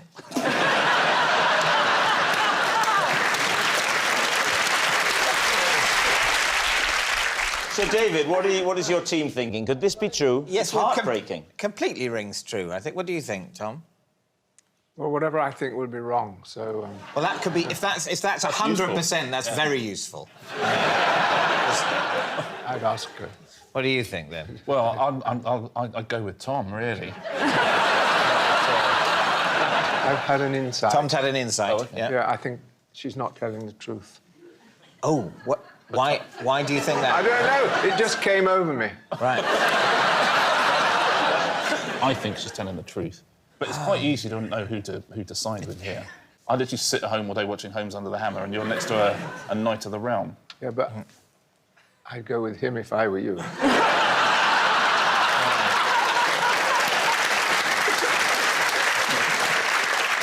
True. True, you're saying it's true. Sarah, a tragic tale. A tragic Fact tale. or fiction? This tale was true. I told you,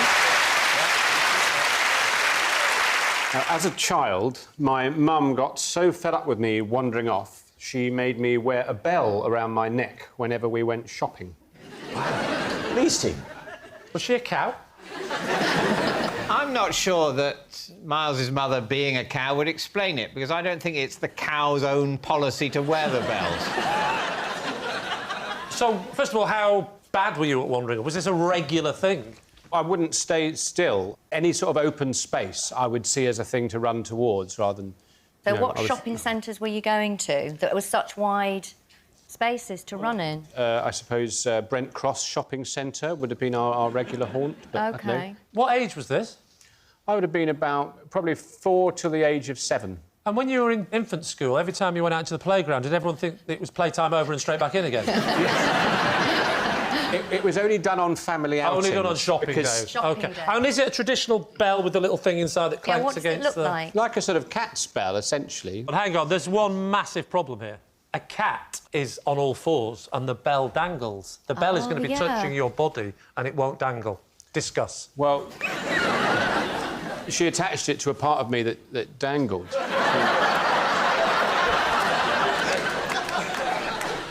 What was the furthest you ever got What were you searching for? I hope it wasn't sparrows, because you'd never get them. So in Brent Cross terms, I once got from John Lewis to Phoenix. That's very nice. Miles, could I ask you to tell me how big the bell was, but accurately? I suppose 3/4 of the size of a ping pong ball. Hang on. And was it a sphere or bell-shaped? Any bell, by definition, is bell-shaped. What do you think, Sarah? It sounds a bit draconian. You know, a bell round your child's neck. Yeah, I think it would be a terrible failing of parenting, so not for me. It's just not a system that works. If No. you've drifted into a Morris dance area, then you're going to have a panic attack. Yeah. That's what you'd have in the horror film version of your life, where you run off and then your mother's desperately looking for you, and then suddenly she sees a load of Morris dancers and it totally confuses Lots the of system. close-ups It'd be of grinning Morris horrifying. dancers. No, the Morris dancers, the Morris dancers. I can't hear Miles' little tinkling bell. Well, you could be describing any Saturday of my childhood. So what are you going to say, Lee? We're not having it. They're not having We're it. not having They're this. saying it's a lie. Miles, were you telling the truth or were you telling a lie? That was a lie. Yes, it's a lie. Miles' mum didn't make him wear a bell around his neck. As a child, I once secretly cashed my mum's family allowance and used the money to buy a cat. David's team. So, how did you perpetrate this fraud? Lot of strong allegations straight away. It's not a fraud. Is it not a fraud? I didn't say I was my mum. Right. My mum, single mother at work, so quite often couldn't get to the post office during opening hours, so my job was to get the family allowance. I'm the eldest. And how old were you? 11. I see. So you were permitted to collect you were the okay. money. Yes, What yes. you weren't then authorised to do by your mother is to spend it on a cat. Not explicitly. So it's not fraud, it's theft. So what happened then, Sarah? Talk us through it. So I went to the post office. Yes. Got the family allowance. Yes. Quite near the post office, there was lots of different shops. A high street, Yes. if you will.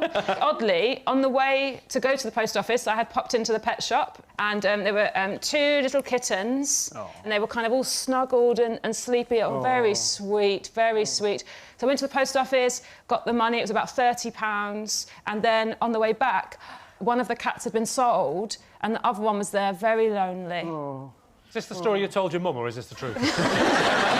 Well, this is... We don't find that out till the end of the round. I'm getting old, I keep forgetting the format. He was meowing, he was sad, and I realised that I now was holding enough money to buy him, and so I did. How did you tell your mum? I told my mum that I'd gone to the post office as instructed, picked up the family allowance. But then when I had been walking home, it had been very windy, the money had flown away. When I was looking for the money, in the grass, I found this kitten. Did she fall for that? No. Oh. I was going to say, if she did, can we get her on that team?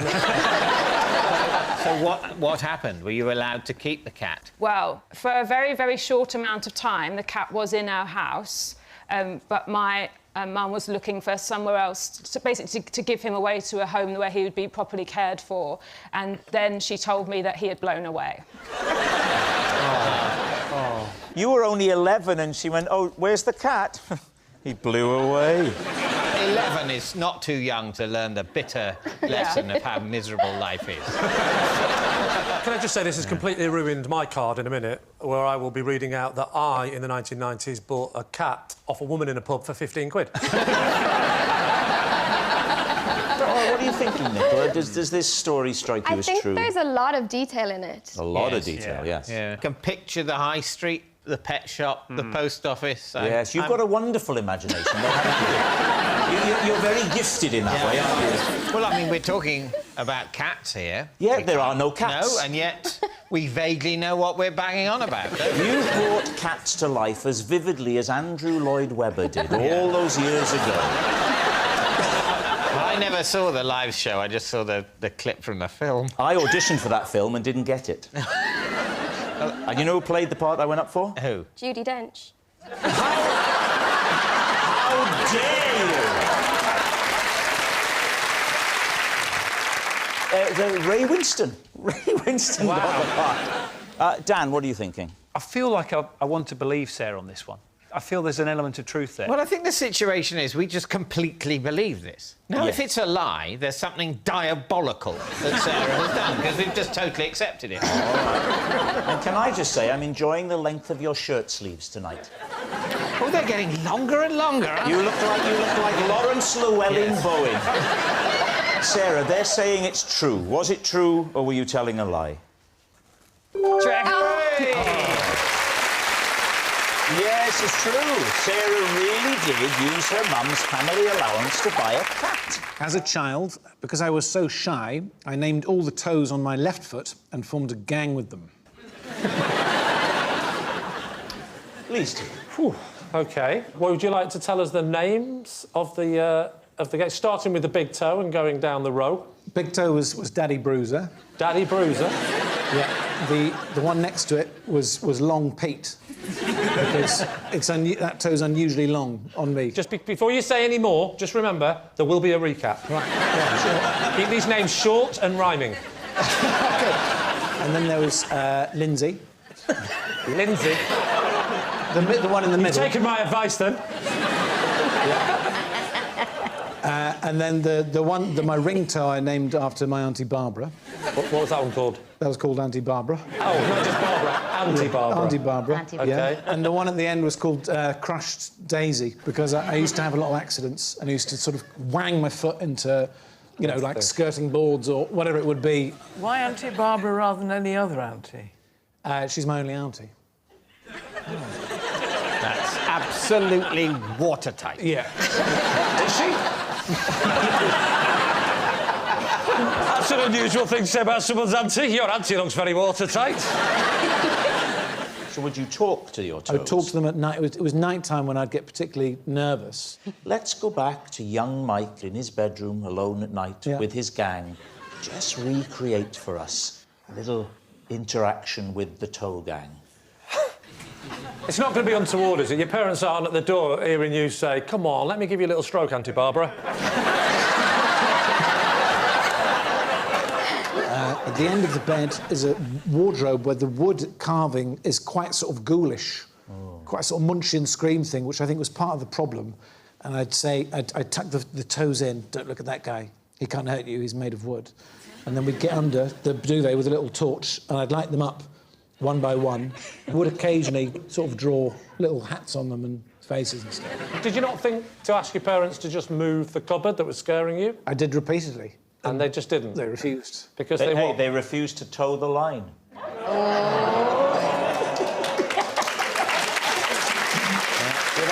Round of applause. What I want to know is whether some people groaned and clapped. If so, what was going through their mind? All right, Leisha, what are you thinking?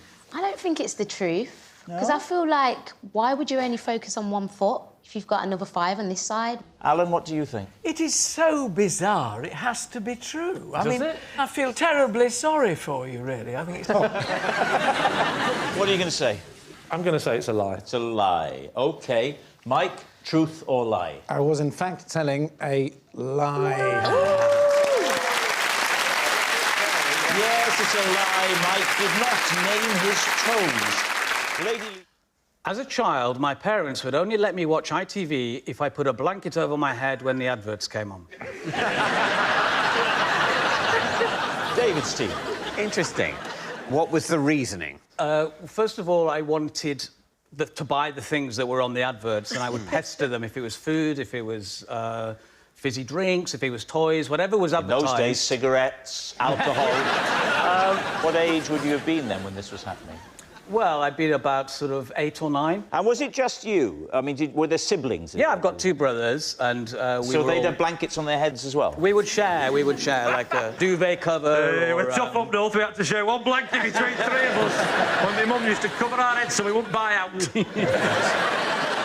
Who would be administering the blanket? My mum or my dad would be, you know, the babysitter, they were told. That was babysitter? Yeah. There was one night I remember particularly, our cleaner was our babysitter, Mrs. Williams. She was quite elderly. She was told by my mum to, if we press number 3 on the remote control, she had to she'd cover our eyes.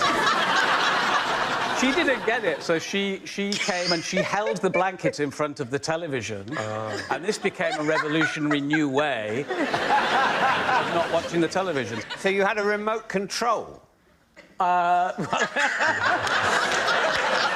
was one of those. It was one of those on a wire. And the worst thing, we used to record programmes on a VCR, and we had to fast forward through all the adverts when we were watching. With the blanket or without the blanket? This was post-blanket times. Bez, what do you think? Well, it's that outrageous. It's got to be true. What do you think, Motsi? I've been watching your mom the whole time, and she seems just as surprised as us. I'm gonna say it's not true. Steve's mum is in the front row of the audience. Yeah. She's not my real mum.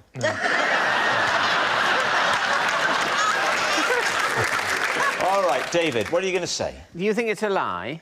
I just think it's a lie. Yeah, and do you think it's true? I think it's This is what I true. call a nightmare scenario. I suddenly think, of course, it's absurd. Putting a blanket over a child's head. No, it's a lie. OK, you're saying it's a lie.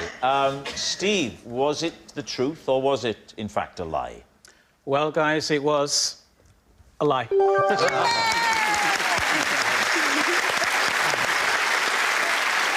Yes, it's a lie. Steve's parents didn't make him put a blanket over his head when the adverts came on. OK. As a child, I struck up a friendship with the 9 men who lived in my garden. Please, Tim. Who were the 9 men that lived in your garden? So they were gardeners. Which sounds weird, but in Zimbabwe, for your gardeners to live in your garden, it's not a big deal because there's so much space for them. So how big was this garden? It was huge. I mean, in acreage. What, 40 acres? 40 Is that acres? a lot? Is it a lot? At the time, I was a child, so I was interested in things like Pokemon, not acreage. I was interested in acreage. If they live there, at what point do they become not gardeners, but tenants? So they provided services, right? So gardening, they were singing gardeners. They were what? They discovered they had a talent for harmonising. Right. So they would sing whilst gardening. What were their names? Yes. OK, listen. And if you say dopey and sneezy, etc., you're going to run out. OK, one of them was called Clever. One of them was called Blessing. I can't remember the others. But what I do remember is my dad, I'm his only son, so I'm his pride and joy, OK? Right. This man would do anything. You're his only son. OK. I knew that he would rely on me to give him the word on the ground as to which gardeners should we get rid of. It's a lot of people to pay. Ah. So he basically only wanted a couple, but he thought start with 9, get it down to 2, and they're the full-time gardeners. How old are you at this time? It's like maybe 8, 9. So did you whittle it down to 2 gardeners for your dad? Eventually whittled it down to 1. To 1? Because one day I had a catapult and one of the gardeners was reading the Bible. I took a fruit. It was like a cherry, but orange. Oh, an orange? No, it was...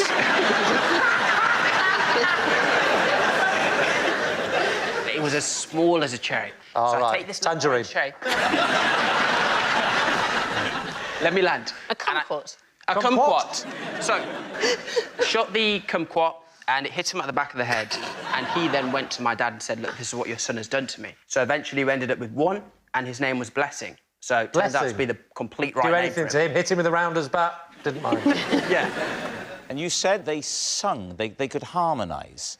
Until 8 of them got fired, and then it was Blessing singing on his own. Covered in bruises. What are you thinking, Alice? I don't believe it. That seems like a very, very ornate tissue of lies to me. What about you, Bob? You wielded a lot of power as an 8-year-old. You did, didn't it? Weapons testing on your staff and... I mean, he doesn't come out of it well, does he? But I changed. I'm a changed man. Right, what's it going to be? I say true.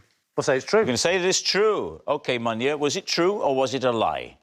Well, it was indeed true. Yes, it's true. As a child, I had a pet brick. Wait, as a child, I had a pet brick. Oh, you as well? You can't have a pet brick. I know it's true because it's on his Wikipedia page. What was the name of your pet brick? What was the name? Johnny. Johnny. But you're from Glasgow, aren't you? Yep. It's sandstone in Glasgow. I think they got plenty of bricks in Glasgow. Yeah. Did you get it from your own house? No, my dad gave it to me. Oh. That must have been a rather bare Christmas. Why did he give you a brick? He gave me a whole load of different stuff to build a wee wall. I kept the brick. He gave you a build-your-own-wall kit? And how old were you when this was happening? I was about 7. So you took one of these bricks away and tell us how you came to adopt it as a pet. I had it as a pet on a string for a bit. What? And it was like a dog. We couldn't Where get a on dog. earth would you take a brick? Well, just round about our bit. Oh, dear. I hope you didn't throw a ball into the river for him. When you had it on a lead, you mean outside or around the house? Well, on a string. What, in the street? Yeah. No. What? I'm a 7-year-old kid. It was charming. But did it look That's an important thing to remember. You're talking about as if he's doing it now. He was 7. Did you decorate it? Did you make it look like an animal or a human? He had a lot of human qualities. And the most obvious being? Like, we would talk. Well, you say we. Was he more of a listener? So you had it attached to a string. How do you do that? You tie a knot. Sometimes we would play a game with it where you could swing it round and people had to jump so it didn't hit them in the legs. So it must have been fairly secure. It's like extreme skipping. Yes. That, isn't it? Did it ever break anyone's ankles or anything? No, it hit a few knees. Oh, was it not put down? What are you thinking, Lucy, specifically about what Frankie has said? Yeah, not everything. My instinct is not to believe it, but it's very unusual, isn't it? What do you think, Mo? I think it might be true. Have you got brothers or sisters? Yeah. Are you the youngest or the oldest? No, I was in the middle. Ah, yeah, he definitely had a pet brick. The middle... That says it all. He had a pet brick. All the right, middle children are crazy, man. Let's make a decision. Lucy? What are they? Have you just spotted them? What bird are they? I don't know, a pair of tits? Don't know. What do you think? I'm going to say crane or heron. I think it's false. You think it's not? You think it's false? You think it's true? I think it's true. And I... Don't go with me, though. I wasn't going to. I'll go with Mo because he's more certain. You can say it's true. Right, Frankie, a 7-year-old Frankie Boyle with a brick for a pet. Truth or lie? That is a lie. Yes, it was a lie. Frankie didn't have a pet brick.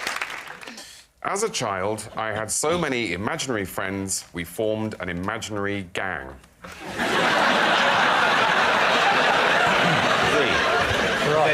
Did the gang have a name? Yes, the gang were called the Guy Buys. The what? The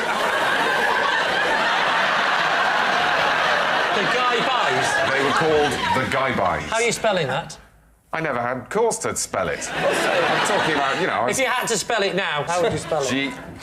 G-Y hyphen... by... B-I-E-S.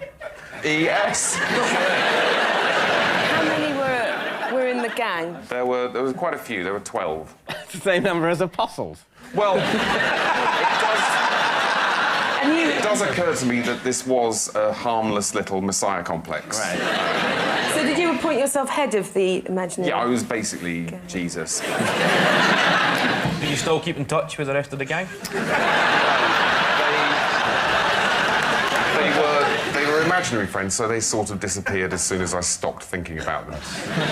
What, did you have names for the guy-bys? I think I borrowed names from people I knew at school and my brother. They were like Mark and Andrew and all the apostles. Oh, no. They were, and Chris. Judas. Chris isn't. Chris, and obviously Judas Iscariot. Yes. Did you have a favourite guy-by? Chris was good. Did you have a rival gang, the guy-bys? Was there a feud or anything like that? Well, there was always our main enemy was the Joker, which I think I borrowed from Batman. What would he do, the Joker? Oh, just, you know, rob banks and stuff, and we would, we'd chase him on our bike. Old trouble, 13. I mean, they were very good at getting on the back of the bike. You were like a Red Cross display team, weren't you? They were. I sort of imagine them sort of diagonally stacked. Did you all sleep in one bed? Oh, they weren't really... I mean... This is... As much as I encourage the guy boys... No, they were very much a pre-sexual phenomenon. Have we established yet why they were actually called the guy-bys? No, it's just the sort of sound that children make. Well, that this child made. See, the thing is, guy-by sounds like baby talk. You know, it might be like just some words that you formulated, but you also were aware of Marvel comic enemies at that age. Batman wasn't a Marvel character. Batman wasn't Marvel? No, Marvel's Spider-Man, Captain America, the Hulk. Superman was Action Comics. I hate him when he does that Stephen Fry thing, don't you? All that knowledge. All that knowledge. An answer is what we need, so... Go now. Just a minute. Are you doing me again? I'm flirting round the edges of you, Terry. If you're not careful, I'll set fire to you. Right. Right, what are you going to say, then? What are you, truth or lie? Sounds plausible. Young guy, read a few comics, read the Bible, merged the two in his head and formed the guy-bys. Wow. It's like having Inspector Frost in the studio with us. What about you, Katie? Which way are you leaning? Well, I think he clearly has a wonderful imagination. That's clear. So I think, yes, it's true. OK. I will say it's true. You're going to say true? OK. Robert Webb, truth or lie? It is a true thing.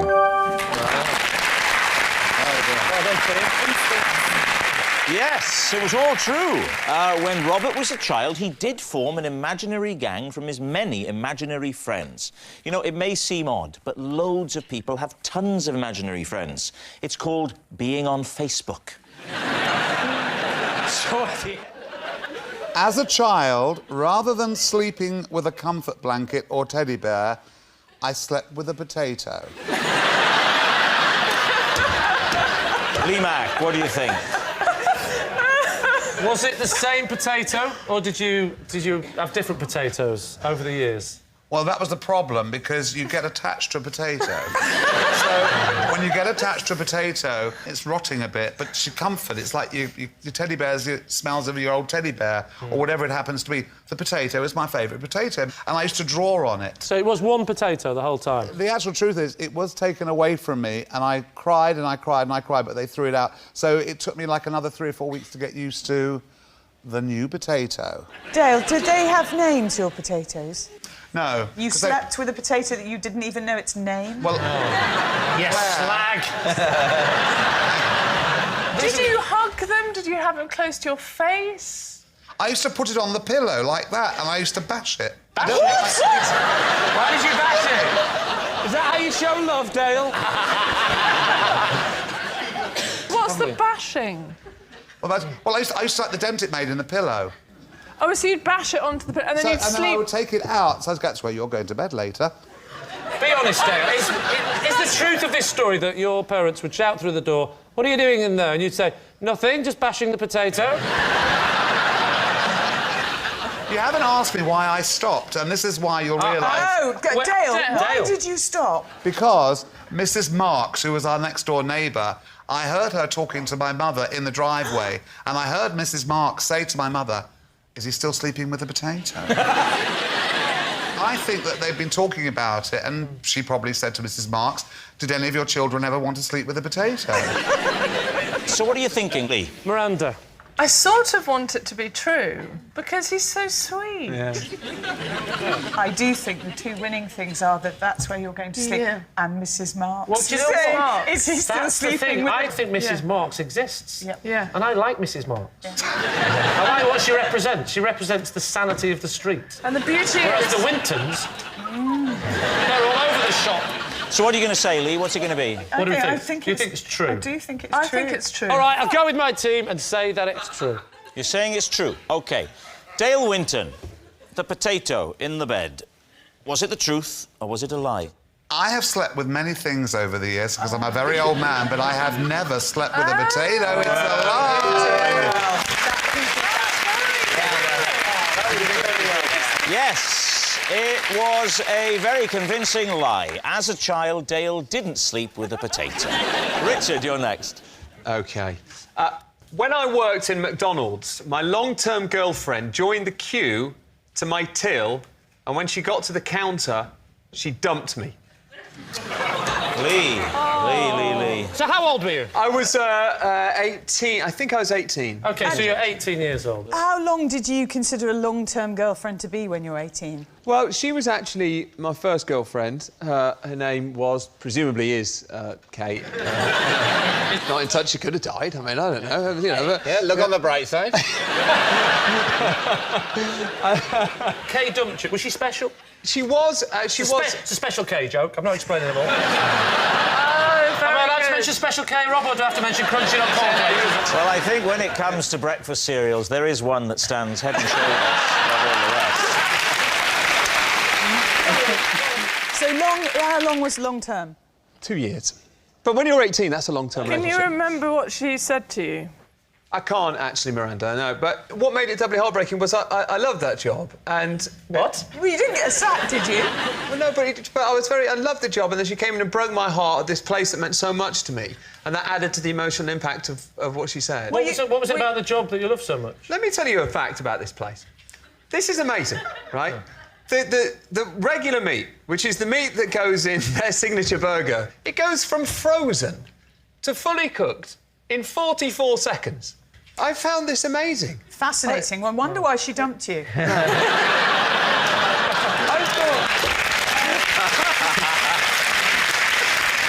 think we should get back to the girl. Well, she got to the front of the queue. She dumped me there and then. And I left my station, didn't serve the other customers, and then I went to the storeroom and I sat on a box of gherkins. And I cried my eyes out. Oh, that's gherkins for you, though. Kay put in her order. She puts in her order and says, I would like burger. Oh, Kate. Oh, that changes everything. What's her name? Kate. Hang on, Richard, what's her name? Special K joke doesn't work. I didn't want to say anything. No. Kate. Kate. Kate. I thought it deserved a bigger laugh.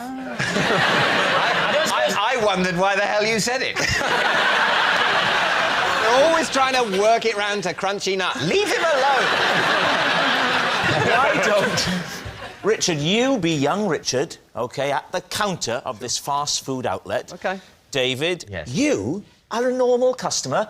Okay. Dale is Kate. Oh. Could I please have a fillet o fish, but with no cheese? Hold the cheese, and put the cheese on the chips, please. But not with cheese and bread. Excuse me, where are the toilets? They're actually just next to my till, actually. The door's just about there. I'll, see you later, Kate.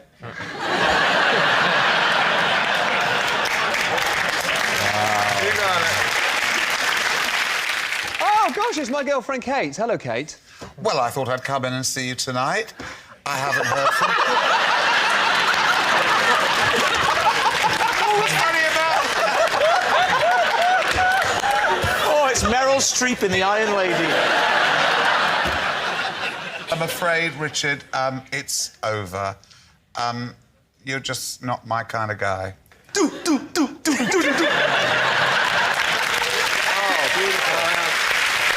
beautiful. Wonderful. So what are you thinking, Lee? Does this sound credible to you? I'm suddenly going truth, and I think he was dumped in a queue at said burger joint. I find it staggering that he remembers all the facts that he remembers about how long it takes meat to defrost, and yet he cannot remember what she actually said when she got to the front of the queue. But the answer to that is he's a man. So, Lee, what's it going to be? Truth or lie?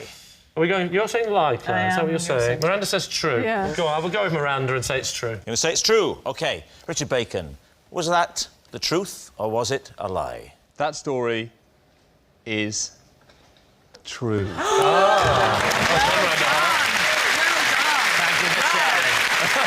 Yes, it's true. When Richard worked in a fast food restaurant, his long-term girlfriend joined the queue to his till and dumped him when she got to the counter. And then, to rub salt in the wound, she ordered a Happy Meal. He'll be skipping down the stairs laughing while his children, who have to get up 2 hours earlier than him, serve him breakfast. And you'll never believe what they believe. Those fools on the television. More bacon, child. Well, there we go. Let's move on. Do you remember Bob being on this show before? Yes, and it's always true. Honestly, please don't base it on that. What should I base it on, Bob? Of course! Of course it's a lie! It'd be more likely that someone was stuck in a car wash for 3 hours. This is going so far, it's got to be a lie, isn't it? Let me just say, it does not have to be a lie. Whatever he says, however absurd, it could still be true. However plausible, it could still be a lie. It's just, essentially, what we are doing for this section is entirely futile. We will talk for a bit, then we will guess, then it will be over. I've put a toaster on my bedside table, and the last thing I do at night is pop 2 slices of bread in it, ready for the morning. Right, so you put the bread in the toaster, but you don't put the toast down. No. That would be crazy. So in the Unless you're using it as an alarm clock for a 3-minute nap. So in the morning, do you wake naturally or do you have an alarm? I have an alarm, but I tend to wake up before the alarm goes off. It's one of the reasons I do it, because at the heart of it is to not wake other people up in the house. Oh, right, OK. So in the morning, you wake up before the alarm. What do you do then? I turn on my Teasmade. Right. There we go. Is a Teasmade and the toaster on the same bedside table? No, as the alarm clock? No, the Teasmade is just tucked round the other side. So you wake up, you reach round the bedside table onto the Teasmade that's on the floor, is it? And it's just there. Why are you not just going downstairs to do this? Because all my children, and there are a lot of them, sleep downstairs. Now, what about eating the toast? We haven't put the toast down yet. He's turned the switch on the Teasmade by reaching round rather uncomfortably, so he doesn't have to get out of bed. That's acting. You go... OK, it's there. OK, done that. Yeah. What do you do then? I sit on the bed. Yeah. Like this. Yeah. And cry. That's it, thinking, here we go, because it's 5 o'clock, whatever. 5 o'clock? In the morning? He doesn't want to wake the kids up. They're up in half an hour to clean the chimneys. As someone who doesn't want to make noise, you've chose the noisiest breakfast to eat as well, munching on a bit of toast. No, my wife's OK. It's just all these children that You just can't. As soon as if you were to go downstairs, as soon as you set foot on the lower floor, hundreds of children would wake up, and you'd never get to the kitchen through that because they'll be thronging. Well, all David, of them hungry. David raises an interesting point. How many? You said a lot of children. How many are down there? I'm not willing to say. Could you give us a ballpark? Nope. When do your children wake? 1 o'clock, 2 o'clock. So the older ones. You've woken up at 5 a.m. So you've got to kill sort of this is why it's about 8 hours. What did you do? So you sit looking at that toast for 8 hours. You can't make it last. Just nibbling at that. Sometimes I don't even eat it, Suggs. I don't even bother. Just sucks it so he doesn't wake his wife up. There's no hurry, is there? I mean, you've got till 1 p.m. Don't worry. Sitting there on the edge of the bed like that. It's a bleak image in her bum. What time does the missus get up? Does she sit there with you going... It's a freaking prison, isn't it, really? To be honest. It's awful. This is true. I don't want to play anymore. I'm thinking if your kids don't wake up till 1, what are you having for lunch? Yes, where's all the lunch stuff? In the wardrobe. A little gas stove and a tin of beans. I take the panel off the side of the bath. A little can of gas. Some spam. Maybe make a corned beef hash in the front. Right, what are you going to say? I'm leaning towards that this is the truth. You see the madness. This is how the madness takes you. This is what it does. This is what it does. It plays with your mind. And even if we're wrong, all we know is tomorrow we can wake up and go down to our kitchens, whereas he's got to wake up. We win a life. You see, no, that's not true. Because if we say it's true and we're wrong, yes, tomorrow we can go down to our kitchens and have a normal breakfast. Yeah. But so, it turns out, can he? He'll be skipping down the stairs laughing while his children, who have to get up 2 hours earlier than him, serve him breakfast. You'll never believe what they believe. Oh. Those fools on the television. More bacon, child. We have 2 things to choose between. Yeah. Let's assume we'll be wrong, whatever we say. So which would we prefer? To say it's true and we're wrong, or to say it's a lie and we're wrong? That's the choice. I think saying it's a lie and we're wrong is easier to live with than saying it's true and we're wrong. I think it's true. But you think it's true? Yeah, I do. So shall we go with true? Oh, go on then, Dave. OK, we're going to go with true, and this is... the future is... Please be telling the truth. Yeah. OK, we'll say They're saying it's true. Bob, was it true? 8 hours in bed. Or was it a lie? Oh, God. I was telling a lie.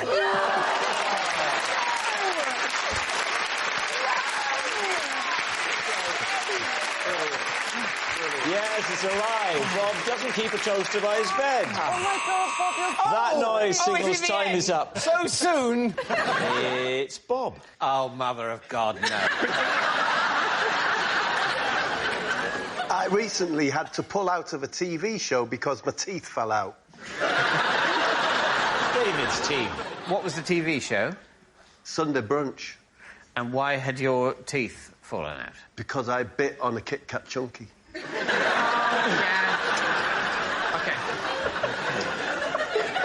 I may need you to take... I'll take the reins. Lead counsel on this.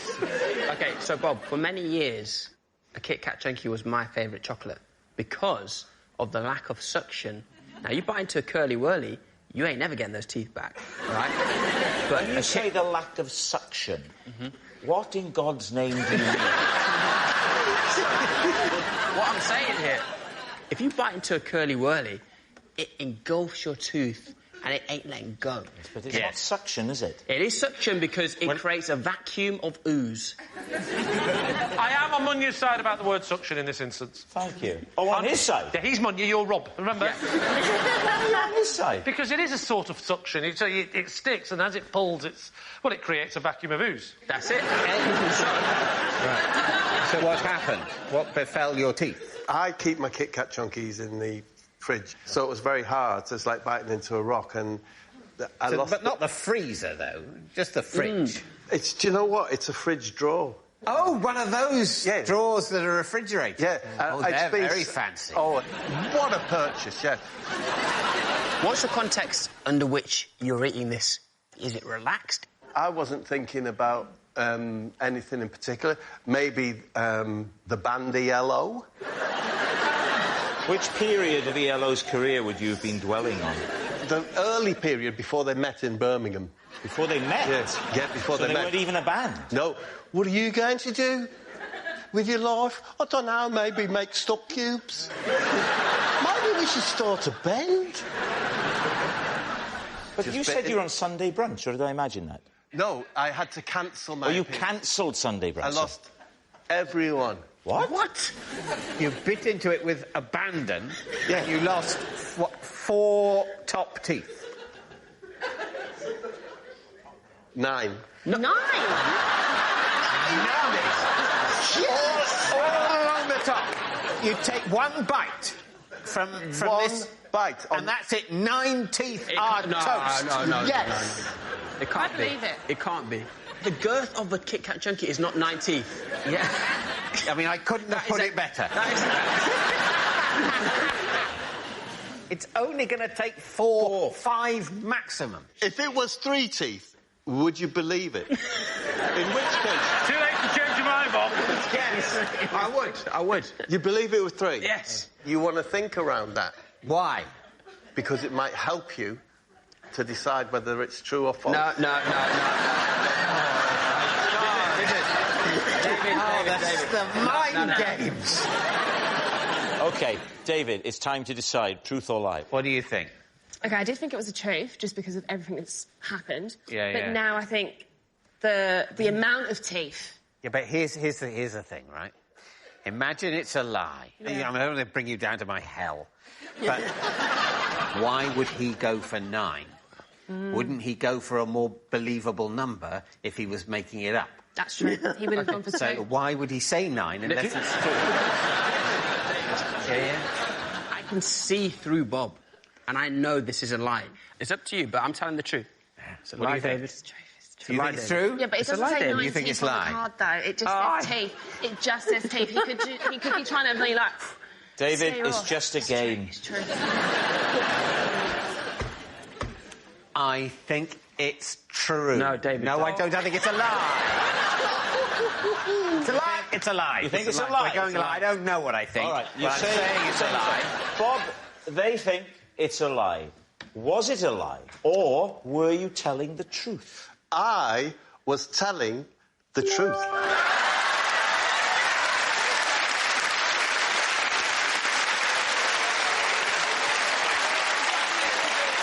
Yes, it's true. Now, Bob did have to pull out a Sunday Brunch when his teeth fell out, and we've got a picture. Take a look at this. I can break an apple in half with my bare hands. David's team. What is your technique? I take it in the hands. Yes. Are your hands bare at this point? Of course they're bare. Yes. Friction's very much part of this this equation. You must pull it, I'm going to say east to west. A lot of people think you need to twist. You don't need to twist. You don't need to twist. Really? You just don't need to pull apart. Pull it apart. How do you get the Pull the grip? apple apart? Yeah. Won't your hands just slide away from it? I'd have thought you'd need to twist. If you twist, you fail. Twisting equals tears. So you just grip the apple in your hands and then fling them apart, and you have 2 half apples. No, I rip it apart. Yeah. The way you were miming it then, there's like downward pressure from the thumbs, almost as if you're trying to open it like a book. Yeah. Is that what it's like? Because I can believe that more than the just grip, bang! Yes.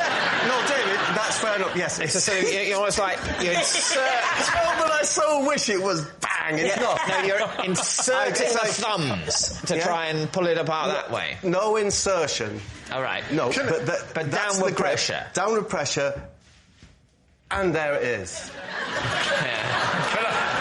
So where are the thumbs? Are the thumbs either side of the stalk? You know where the thumbs are, David. Where are the thumbs either side of the stalk? Yes. No insertion or penetration? No, absolutely not. No, the thumbs are used for gripping, not for ripping. That's what I was taught.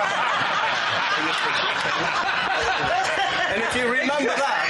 The system come to the catch phrase. If you can remember that, you too will be parting apples. How long have you done this for? I have done it for a long time. What I used to do to entertain was I used to take hard-boiled eggs, peel them, I can still do it, and I could take the shell off in one. And you actually peel the membrane rather than trying to... Don't be all rough-handed and don't, take your time. Off it comes bang. And when did you... do... That's the correct way to present. With an apple, it's this. When did you first discover that you could do the apple? How did it come about? How did it come to be? I can't remember the first time I did it.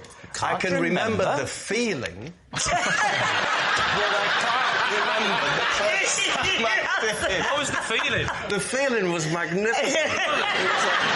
Right, David, is that the truth? I don't think so, but it could be. Can we leave it at that? Yeah, that's fine. OK, on to the next round. No, we can't. I agree with that. I'd love to see him... I hope it's true, because then they'll make him do it. Yeah. And I'd love to see it. Yeah. If it's not true... Make him do it anyway. Try? So what's it going to be? Oh, I really want it to be true, but it isn't true, I don't think. You can't pull an apple apart, can you? You can't just rip it in half. I so want you to be able to. If you and I can't.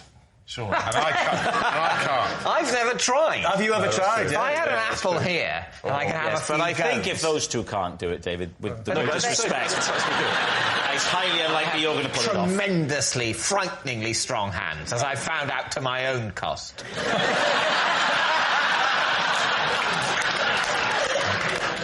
So you think it's a lie, then? I'm afraid I do, OK, yeah. well, I'll go with the giant. You're going to say it's a lie? All right, you're saying it's a lie. Bob, were you telling the truth or were you telling a lie? I was telling the truth. Yes. Well, guess what I've got under the desk? My trusty box of apples. It's a proper apple. Ready, yes. Bob? It's a big one. Thank you.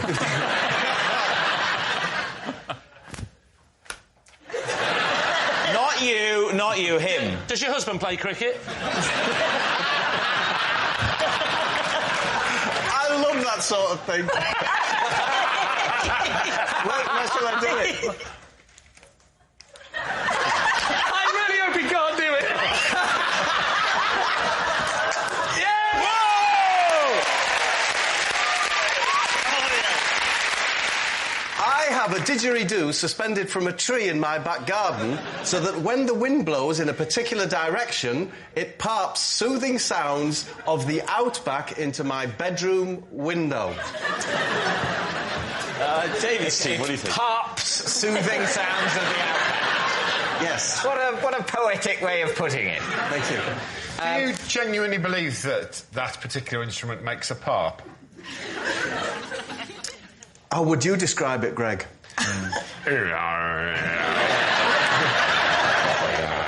Hold it. This is sexy. And how soothed do you feel? Right, everyone stop parping. I get this every night in my house, please. Where is it, Bob? It's in a tree? Yeah. And you made a conscious decision to put it in the tree? Yeah. I thought you said it was hanging from a tree. What it is it's trapped in a V. I was like, is there a name for that area of a tree? Is it called the Clooney or something? It's called... Clooney? What's the not to believe George Clooney's holding a didgeridoo at Madrid in his garden? Why don't you believe this? This part of your finger there is called the Clooney. Is it? So I'm assuming... I never knew That's that. why I said Clooney. I know it's Clooney. Where it... And it's wedged there. It's wedged in the tree's V. Yes, it's wedged horizontally in the tree's V, facing southeast, which is the prevailing wind where I live. Where do you live? Not Britain. Britain. No, the prevailing wind in Britain is southwesterly. It doesn't happen every night. So tell us what this sound does for you, then. You're lying in bed at night and you had a lovely day, you're just settling down, and you hear... And then what happens to you? I'm soothed. And the mind is soothed. You know, you get things that will do the same thing to, say, your throat. Yes. It does it to the mind. What if your brain's fine? You don't want to hear that every time it's windy. You're always soothing your brain. That's what sleep is. Hence the success of the pillow. Yeah. Can I just say, though, Bob, I've been led to believe by out-of-work hippies over the years that the didgeridoo is an incredibly difficult instrument to play, and yet it would appear that all one has to do is to pass air through it. No, well, you have to position it correctly, just as you would have to over your mouth. I've done that by utilising the Clooney of a tree. You're using the Clooney of a tree as human lips. You can get any kind of noise out of a didgeridoo. The Clooney, which it doesn't exist, on Bob's tree, would have to be fleshlight, because an Aboriginal doesn't just go through it, because it's not just wind. They use their lips. Very good point. Very good point. Just coming up this time of year, I'll admit it's a lot better. In fact, I have a wisteria that grows through the didgeridoo.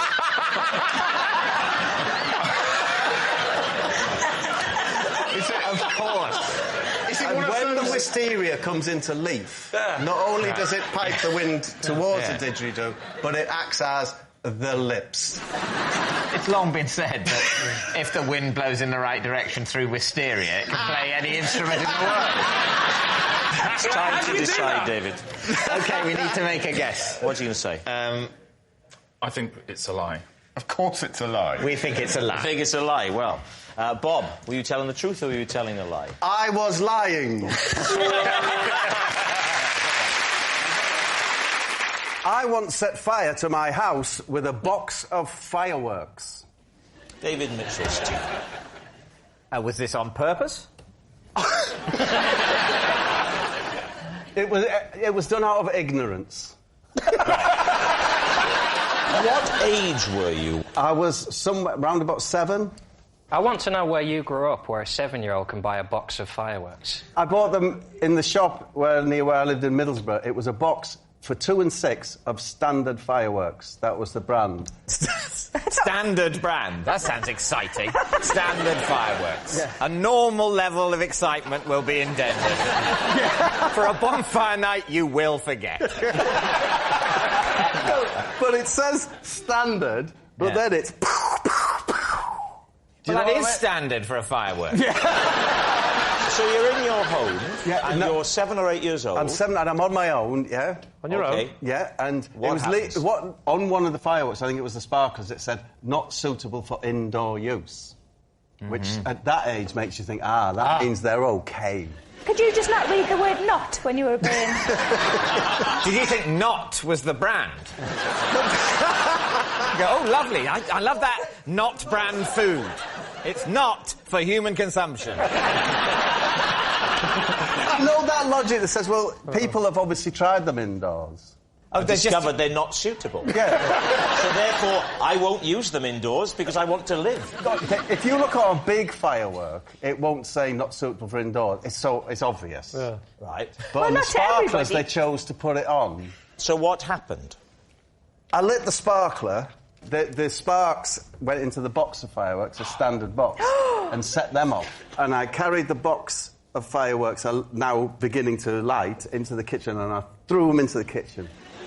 I thought it would be more suitable. I think you're right. The kitchen, of all the rooms, is the most suitable for fireworks, isn't it? Because of the oven, the gas, the stove. There is fire naturally in the kitchen. Yeah, there's a lot of... And it's more wipe down. Yes. Less cloth. So what happened then?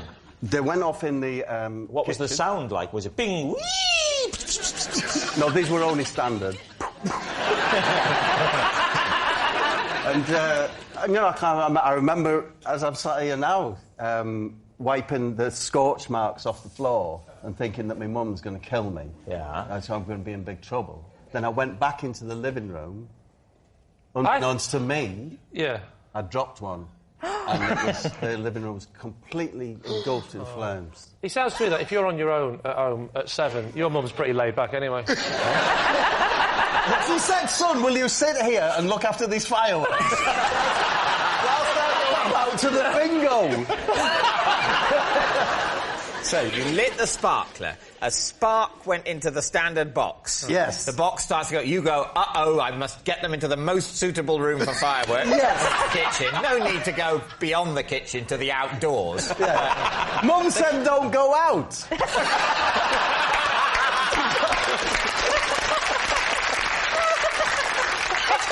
It's good to know there was at least one rule in your house.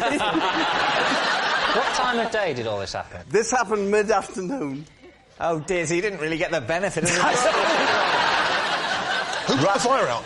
I went to next door where Miss Best lived. She was bless her, she's about 80. And I knocked on their door and said, my house is on fire. And she said, do you know, I thought it was. So what happened then? She called the fire brigade. They fired their water hoses throughout the house. Yes. Ruining it. Even the rooms where there's no fire. Not ruining it. Yeah. You do know that before they put out fires, it's already ruined, don't you? Lee. You're making this house all wet. It was lovely and warm. And it's the water damage that knackers the house. Is it? Not the fire? Not the fire. If they would use their boots to put it out...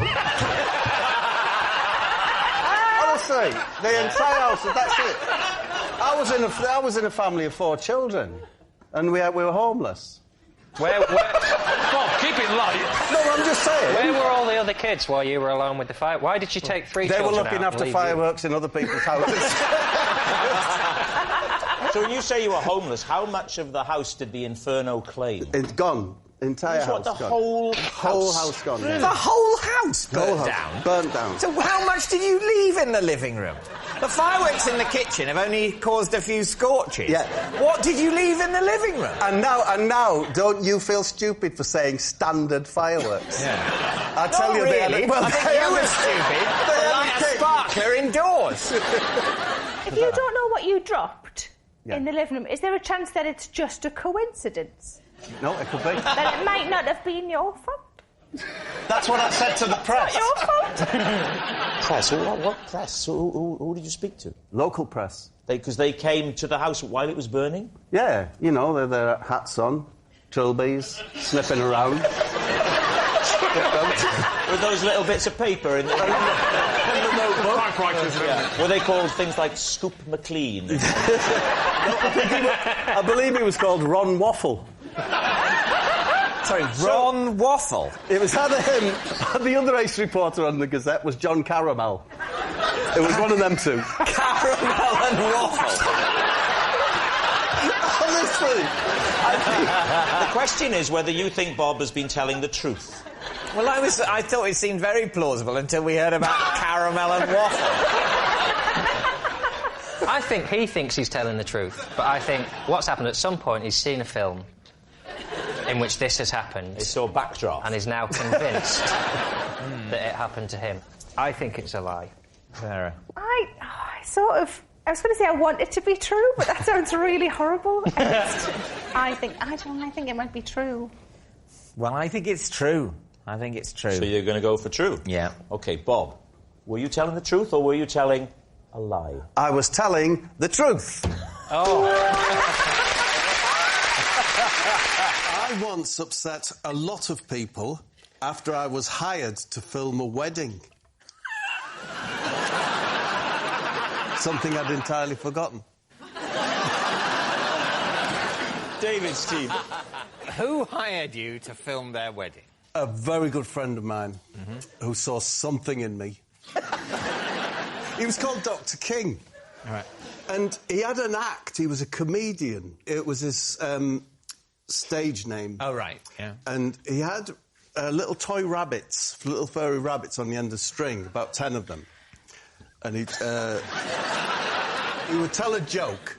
I bought my granddad a snowboard for Christmas. He's been going downhill ever since. And then swing the rabbits. Right. Someone married this man. Did I say he was married? Well, you did say it was his wedding. You asked me who asked me to film a wedding. OK, I think I asked you who asked you to film their wedding. Well, in that case, I apologise. I've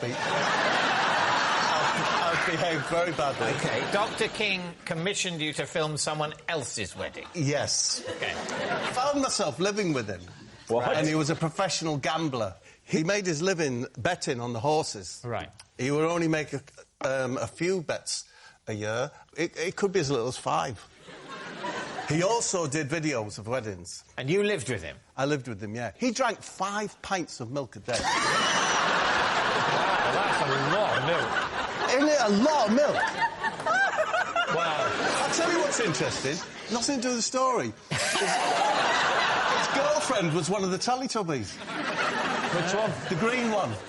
And you said he would only make about 5 bets a year. How do you make enough money from that? Big bets. Is that his girlfriend's name?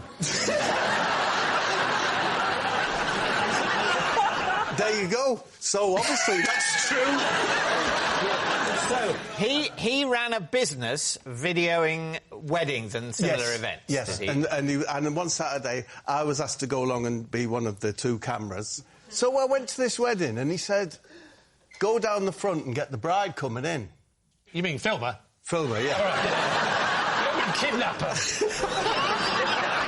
And you said this angered a lot of people. No, that didn't anger anyone. What you do is, in those days, is you didn't edit videos, you just gave them all the footage. I go home back to the flat to transfer the little cassettes that are in the VCR onto a VHS. Onto a VHS. So what happens then? I did what I was meant to do. Yes. Handed it over to the family. The next morning, there was a knock on the door, like the police. Yeah. Bang, bang, bang. And it was the father of the bride. Oh, no, what had you done? What was the footage? Exactly. Oh, no. Because the VHS that I gave to the family was a recording of a horse race. So when they turned it on to show the family, it went, and they're off! Because you had recorded the wrong thing? I know I'd taken the wrong VHS, which was one of... This ties in! Because it was one of Kingy's horse racing. But you've transferred it from the small cassette that goes in the camera to a VHS. Yes. And then just picked up a different VHS. I mean, it's a long time ago. My memory's fleeting, a bit like a mouse's tear on a hot griddle. Did you still have the right VHS in the flat? Because that could have resolved matters quite quickly. Absolutely did. But he did say to us, you've behaved very badly and you should be ashamed of yourselves. The thing is, the story is absolute nonsense. Like, it's ridiculous. No, actually, when you get into it... That's what I'm saying. The milk and rabbits aside, it's just Bob took the wrong VHS. Yes! As you imagine I once mixed up 2 VHSs, we'd think that was plausible, wouldn't we? Yeah. Yeah. Well, there we go. Let's move on. So do you think Bob's been telling you the truth? I don't want to talk on that subject. You happy to go true? Yeah. Me gut's saying lie, but... You think lie, you think true. Yeah. We're going to say true. We're going to say true, and then I've just got some things to do. So. That's fine. You can let me know at some point. You're 100% on this? I've said what I've said. Oh. That's your decision. You're saying it's true. I'm just trying to... You know, there's a bigger picture. It's a troubled world out there. I think I'm going to address that. And we'll live with the consequences. Absolutely. OK, they say it's true. Bob, was it true or was it a lie? I was telling the truth.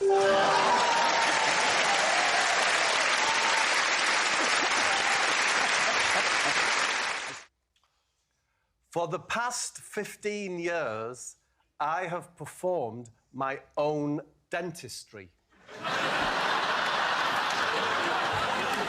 David's team. So, give us a big grin. It could be true. I know, you're implying I'm a bad dentist. No, because even very, very, very good dentists sometimes get someone else to do their teeth. Right. And by sometimes, I, of course, mean always. How do you do that? Like, what do you do? Yeah. Well, no, the key to it is I don't do extractions. I haven't had to. Fillings? I do fillings. I do fillings, crown replacement. I repair bridges. Specifically, I don't do, so don't ask, Stacey, I don't do implants. I don't do root canal. Do you drill? I do have a drill I use. You have to do a filling, you've got to drill it out first, haven't Exactly, yeah. Do you use local anaesthetic? Yeah. No, no need. No need? No need. Why, because it's not true? The situation in my mouth is I have one very long piece of teeth, that white bit there. That's all one piece, yeah? What? One piece. Made to look like many teeth. Oh, it is. So that's false teeth. Yes. OK. Either end of this, I have two what you call crowns, yeah? Right at the end. At the bottom, I have my own teeth here. As my dentist says, my bottom one's a poppadom colour, yeah? And my top one's a pilo rice. So who said that? My dentist. So this was some time ago? No. David, 15 years. I perform my own dentistry. Yes. There's no exclusivity there. You still have a dentist, yes, but you just don't let him do all the stuff. Yes. Why is your mouth in such a state? Because I used to have 17 sugars in a cup of coffee or tea. 17? 17, yes. 17 in a mug? Yes. If I had 18, it's too sweet for me. So the crowns would come off. I'd go to the dentist, yeah? He'd charge me £400, yeah, to put them back in. And it's outrageous. And I heard this magic word. I heard him say to his dental nurse, Fuji-9. Fuji-9, and I became aware that this Fuji-9, it's actually a luting cement, which means you can use it... Are you sure he wasn't halfway through a Japanese football result? You can actually use it... It mixed 1-to-1, the liquid and the powder, it's a cement, yeah? Mixed 2-part liquid, then it becomes more malleable for fillings. I found a way via my TV work to get hold of some Fuji-9. Once you have Fuji-9, you are a dentist. So what equipment do you have, then? All I have is my Fuji-9 with its little orange spoon, with a bigger end and a littler end. For the different amounts, depending on whether you want the 50-50 or the 2-to-1. That's Fuji-9. Yeah. It's all done for you. It's done for you. It's magic. It's magic. And then it's magic. It's like the cement is softer than your teeth, yeah? So I have a leather maker's drill, yeah? Leather maker's drill? Yes, a leather maker's drill, because that has sanding fitments to grind it down. You've got to check your bite after you fix the crown. If you get it a bit wonky, your bite won't be right. So you have to file the Fuji down. Oh, that bite's nice now. That's nice. Okay, but yes, the other thing you've got to check after doing your own dentistry is your mental health. Do you not need one of those special lights? Kitchen island. I've got a kitchen island. It's nice to have a kitchen island, isn't it? Yeah. And it has a big... It's the only place with a big light over it. So I got... My son has a PlayStation seat that's very low back, like that. PlayStation seat? Yeah, it's a gamer's seat. And I put that on the kitchen... Island. On the kitchen island. You put it on the island? Yeah. So you're up high on the island? Yes, because then that puts the lamp about there. And so you're in a PlayStation gamer's seat. Yes. Balancing on... What's the surface of the kitchen island? Do you know, I think it's Corian. It's very nice. Corian was originally what was used for autopsy surfaces. Again, so... Are you doing your own autopsies at home as well? Oh, what to say? Bob, the dog's dead. Bring it in. Bring it in. So, if I was to say this, the hardest thing is somewhere to hold the mirror. Yeah? I think the hardest thing is to sell the story, Bob. I have the most curved Indian instrument called a samashi or something. And if I put it next to me on my gaming thing, the curve of it, it's like a flute thing. The curve of it goes there, and I can put my mirror there like that. Got the light there, game thing. So you hang the mirror on the end of a curvaceous Indian musical instrument. Yes. But this is very specific. So what's it going to be? There's a lot of detail. Yeah. If he was trying to make this story plausible, why would he say the way I set up the mirror is that I tie it to the end of an Indian musical instrument? Do you remember Bob being on this show before? Yes, and it's always true. It's true about The masks in Castle Douglas. It was true about him being able to tear an apple apart with his bare hands. It was true about the game in the gardens. Well, look, whether or not it's true, and we don't know yet, don't try it at home. I should say. Do you ever do extractions, Bob? I've never done an extraction. Because I genuinely had an extraction yesterday, look. I see it out there. Oh, they've not used Fuji.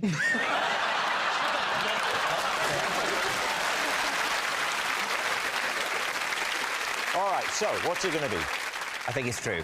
You think it's what? I think it's true. So, Bob, is it the truth or is it a lie? It is true. Bob, remind us what it was that you've said. How do you know Jonathan? Because I have brewed 3 award-winning beers with Jonathan. What are the names of your award-winning beers?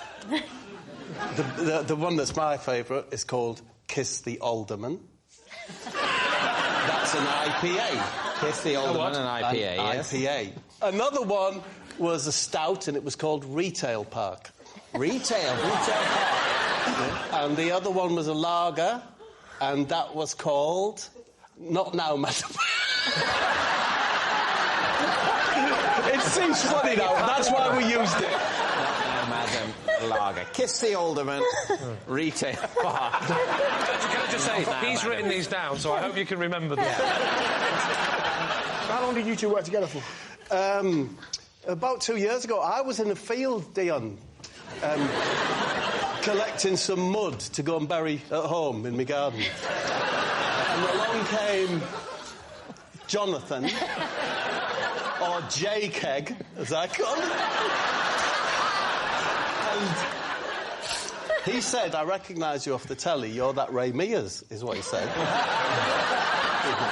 And we got chatting, and he said, do you like beer? I said, I like beer. He said, would you like to brew some beer? And quick! I said, yes, I would, rather urgently, actually.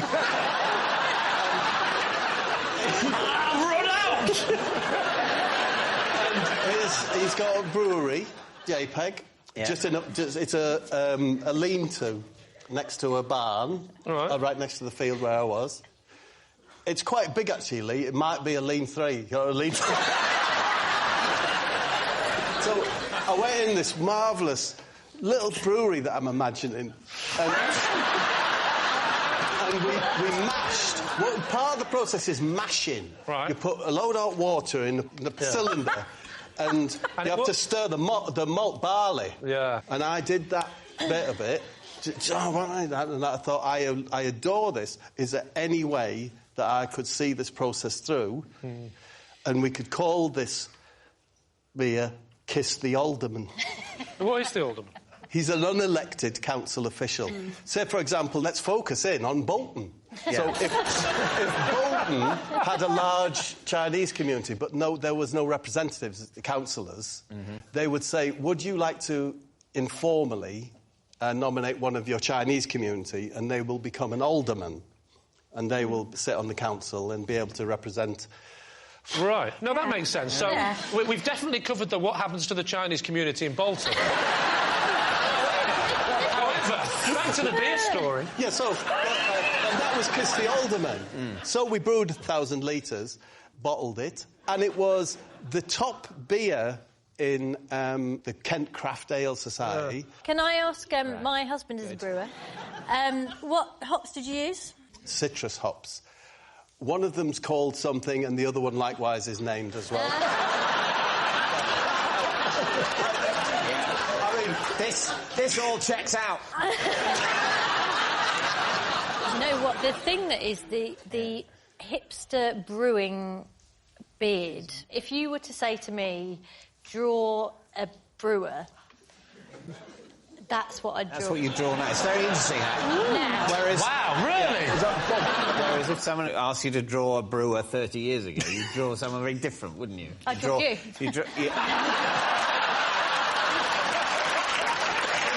do you think? I think it's Bob. I think they're mates and they've done some brewing together, yeah. Yeah, OK, You think Bob met him in a field while collecting mud? He said, come and have a look at my brewery. Yes, yes. And we're going to call our beer Kiss My Alderman. It's not Kiss My Alderman. It's Kiss the Alderman. I'm so sorry. If it's true, I'm sorry. Rob, you can immediately appreciate why Kiss the Alderman is much more marketable than Kiss My Alderman. I certainly call mine the Alderman. But very popular with the Chinese community.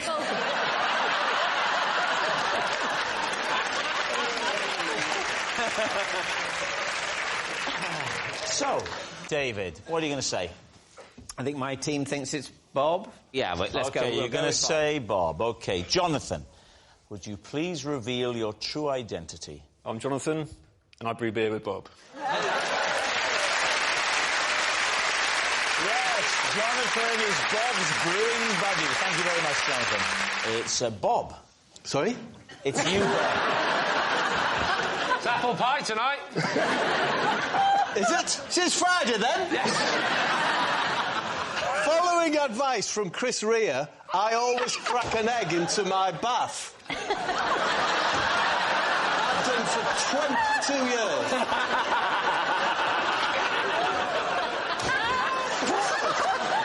We should say, for any of the younger viewers, some of my fans, who Chris Rea was a very popular singer. When did Chris Rea give you this advice, and in what context? I was making a single for Middlesbrough Football Club's FA Cup appearance called Let's Dance, which I did with Chris Rea. And after we'd completed the recording, he popped me into the bath, and there was an egg. It's an egg in it. He popped you into the bath. It's been a long day, you must be very tired. I'll just pop you into the bath. Yeah. So where was this bath? Was it at the recording studio? It's on a little island in the middle of the Thames. It's as rare as recording studio is. So you've been recording, presumably, in a room without a bath? Absolutely, yeah. And then you finish the recording, everyone's very happy with the track. Yep. And he says, Bob, you look tired. Maybe your joints are aching. This way. No, it's not exactly like that. It says, that's it, Bob. I think we've got that leg. That's your bedroom, that's your bath. I've popped an egg in there for you. Is he Geordie? Yeah. He's like where I'm from, Middlesbrough. Right. But he's much more Middlesbrough than me, like. And why would he put an egg in your bath? What was the thinking behind it?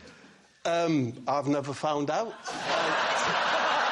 You've done it ever since. All I know is that I woke up the next morning and I have never felt so alive. Was the egg still in its shell, floating, or had he gone? No, the white had dissipated. Does that work? Yeah. It's fabulous. It's fabulous. It's non-greasy, which is a boon, isn't it? Is it non-greasy? Yeah, honestly. It's less greasy than water without egg in it? Do you have to mix it up, or do you just crack it and let it float? Do you know what? You get in the bath, even in the bath where I am now, and you get in and you really don't want to burst the yolk. So the white goes, but the yolk's there, and you move like that, and you try and get it to come towards like that. And I don't know why, but you just do. Have you ever had it get in your mouth? You get it there like that. And then you get the yolk, and I use it for hair conditioner. Really? I don't have much hair, but to condition the hair on my skin. So, going back to the original occasion, Chris Rea had already run you a bath. Yes. I forgot about that detail.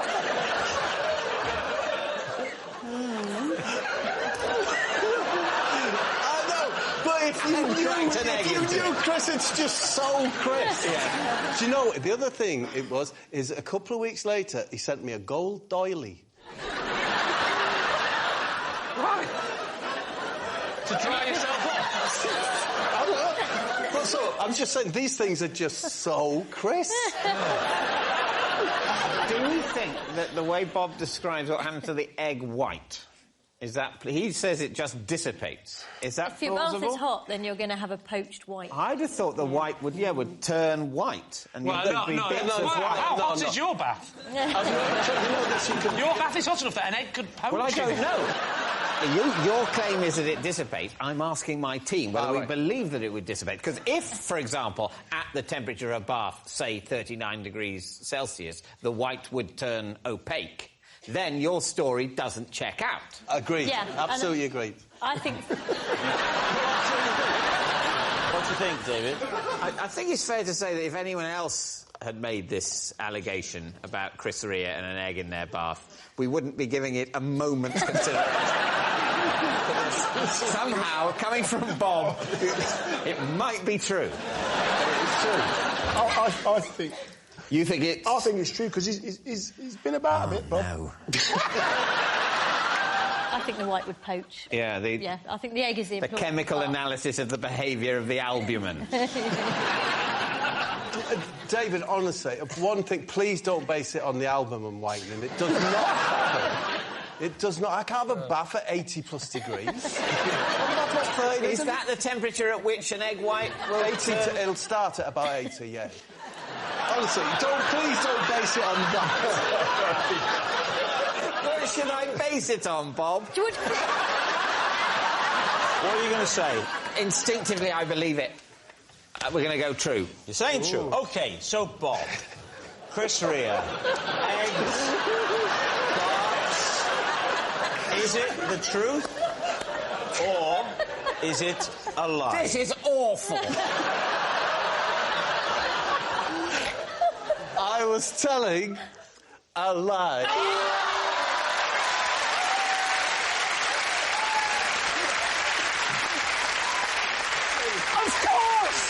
Of course it's a lie! He said Chris Rea put an egg in his bath! Of course it's a lie! It's obviously a lie! Who could possibly believe that? It'd be more likely that someone was stuck in a car wash for 3 hours! My first taste of fame was when the local newspaper dubbed me the Cockroach King. David's team. What was the newspaper? My local. It was called the South London Press. So, are you from South London? I was in the lead-up to the headline, The Cockroach King. Why were you in the public eye doing what? I was a solicitor at the time, and I sued the local authority. Because of cockroach infestations in the council houses. Yes! That's what I did. And of course it was that kind of style in court that won the day. We settled outside of court, actually. But I had to change the names because these are real legal proceedings that we're talking about. Right. Well, why does the fact that it's real legal proceedings mean you have to change the names? Because I don't think it's fair to say that, let's say she's called Barbara Lighthouse. Lived in the horror of cockroach infestation. Were you representing Barbara Lighthouse? I was, yes. She'd engaged your services? She's engaged my services. I visited her property. Must have been ages to get to the top. There were Egyptian cockroaches. So I had an idea, right? I said, I bet this is bad for your mental health, living with cockroaches. And I took them to the magistrate's court on a private criminal prosecution under the Public Health Act. Why are you counting every letter in the same? Are you working out how much to charge her? You mentioned the Egyptian cockroach. The Egyptian cockroach, How many? I wasn't aware there were different types. They live in the concrete, and they can actually live off the concrete that the buildings are made of. Eat the concrete? Yep. Bob, they got some hard cockroaches. They live in the concrete. They nip out to go behind the fridge or the cooker, or to turn the light out. What were the size of these Egyptian cockroaches? They're long and thin, slip right in. That's my profile on Tinder.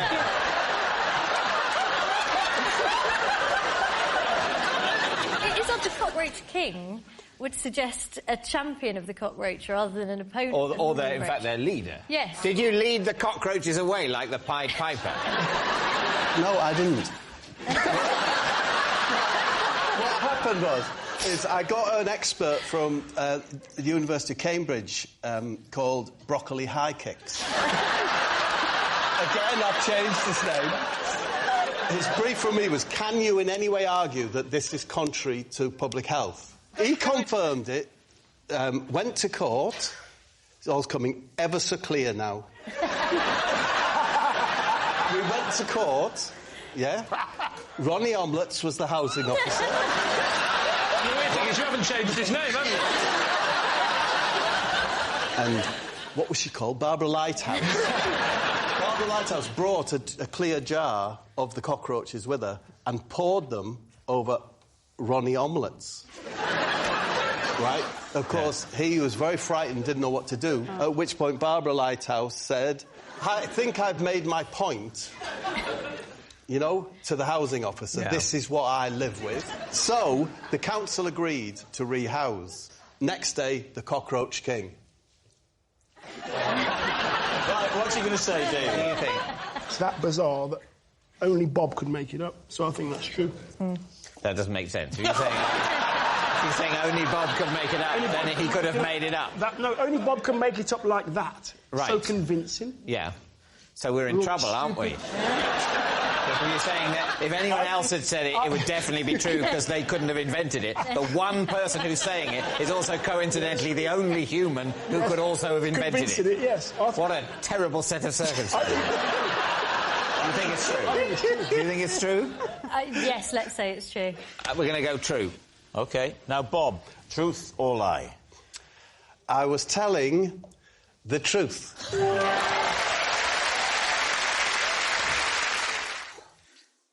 I once helped Damon Hill to Grand Prix success by presenting him with a pre-race snack. David's team.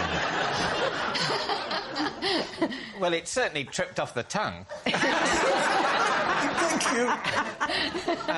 What was the snack? A Scotch egg. And is there a definite correlation between him eating that Scotch egg and him being successful? He felt that the Scotch egg had helped him succeed in the race. He told me so. Is Damon Hill a close friend, Bob? No. Then why were you giving him foodstuff? Well, I'd been invited to the Grand Prix. Which Grand Prix? The British. In which year? Think. 1996, David, but I'm not willing to exclude 4 years either side of that. Put it this way, it was definitely one of the decades. Do you like racing, then? No, I'm not a Formula One fan. Right. I probably prefer soil science. OK. Who was he driving for? He was driving for a company that had very fast company cars.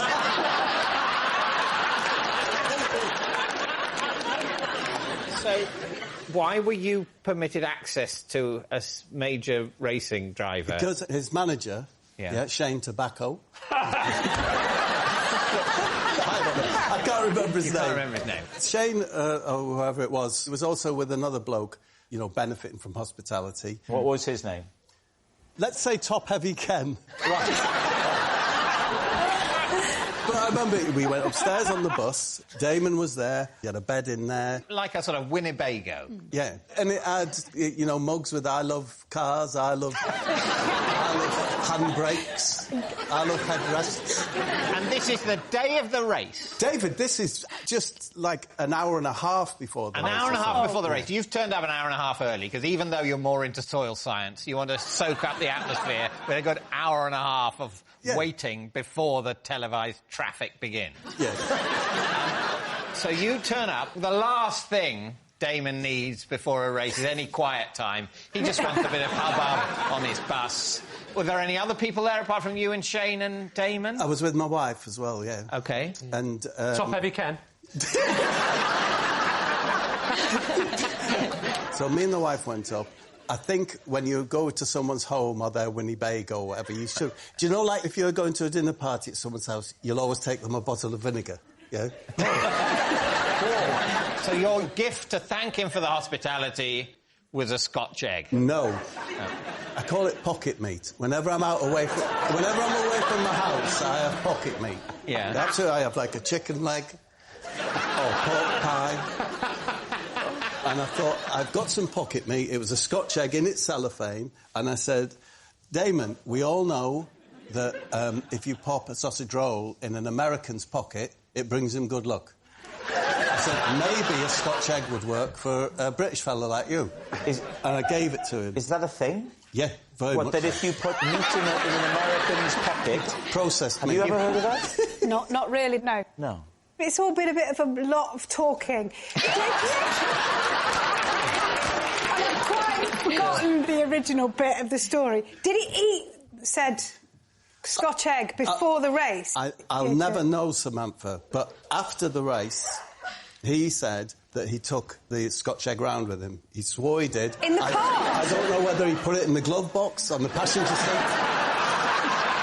Whether he ate it. But, Bob, you're not claiming that he ate the egg. All I'll say is that when I was watching, when Damon went past, in his tailwind, a person next to me said, Damon's tailwind smelt really meggy, which of course is meat and egg.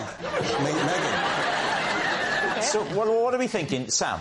Do you know what? Sometimes stories are so mad that they've got to be true. What I would say here is be wary when it comes to Bob. Oh, OK. Do you remember, David, that I think it was the last time Bob was with us, he told us Chris Rea told him to put an egg into his bath. I can't even remember. Was that true? No. But you believed it was true? Yes. Miles, what are you thinking? Well, I think that you're sort of somewhat cynically using this as an opportunity to tout your kind of charms, and you're hoping to kind of drum up work, and then your agent's going to get lots of phone calls saying, well, would Bob Mortimer be able to sort of slip Gareth Bale a pasty and stuff like this? I think it's a lie. You think it's a lie? But you think it's true? I'm on the fence. Oh, dear. This is a horrible situation. I don't know. My instinct is it's a lie. You're saying lie? OK, yeah. Bob Mortimer. A lucky Scotch egg for Damon Hill at the British Grand Prix. Truth or lie? I was telling the truth. He's done it again. It is an impossible situation. One egg thing's true, the other egg... How can I have disbelieved the wrong egg thing? So obviously what they'd make up some random thing about an egg and a long-departed 90s celebrity. Is he dead? He's not... No, he's not dead. He's just... You never hear from him. What does Damon Hill do now? He's probably into soil science. Right. On a dark winter's night, I once broke into the garden of the local witch's house and was shocked by what I found there. David, Steve. OK, at what point... There's a lot of questions, isn't it? At what point in your life did this happen? I'm going to guess somewhere between when I was 11 and 13. 12? I'm going to say 12. And you say the local witch's house. What do you mean by that? I mean, this is a very distant memory now. OK. It was the house, not very far from me, where all the kids said that the witch lived. And who did live there? I don't know their name. Right. I'll call them Mary Candles. It had hedges at the front, you know, it's like uncut hedges, a front gate covered with hedging, and it said on the front gate, it said simply the words, "No thanks." No, really? So that's quite creepy, isn't it? Can I ask you a question? You started that with saying you were shocked by what you saw there. Yeah. Yes. Shocked by what I found there. What did you find there? I'm not comfortable with telling you that just yet. Sorry, I'm not. This is going so far, it's got to be a lie, isn't it? Let me just say, it does not have to be a lie. Whatever he says, however absurd, it could still be true. However plausible, it could still be a lie. It's just, essentially, what we are doing for this section is entirely futile. We will talk for a bit, then we will guess, then it will be over.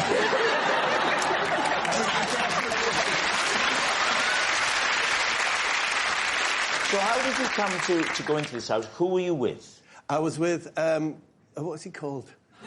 I was with Ken Numbers. I changed it, yeah. Ronnie Calculator's son. The vibe is, it's very unkempt, it's the gardening, because as we all know, Lee, yeah, witches hate gardening, wizards hate plumbing. Right? So we knew it was a female residence. Right. So you've never seen Mary Candles, but you're only speculating it must be a witch rather than a wizard because it was an unkempt garden with no sign of deficient plumbing.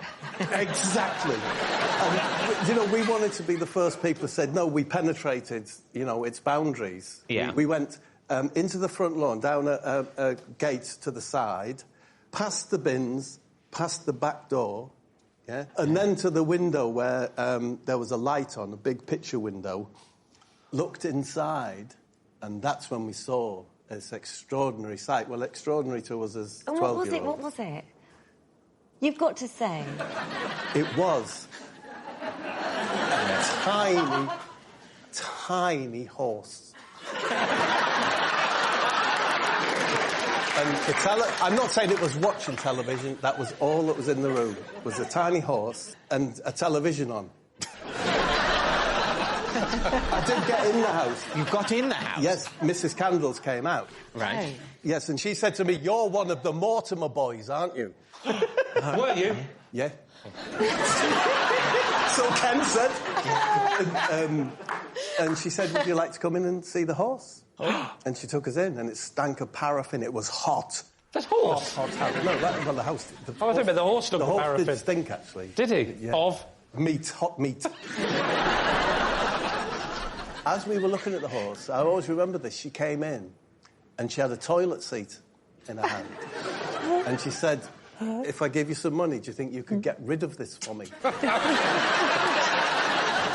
What did you do with it? Just threw it on our way home, just threw it somewhere else, I imagine. Did she say what the horse's name was? Max. Yes. You'd have thought minimum. All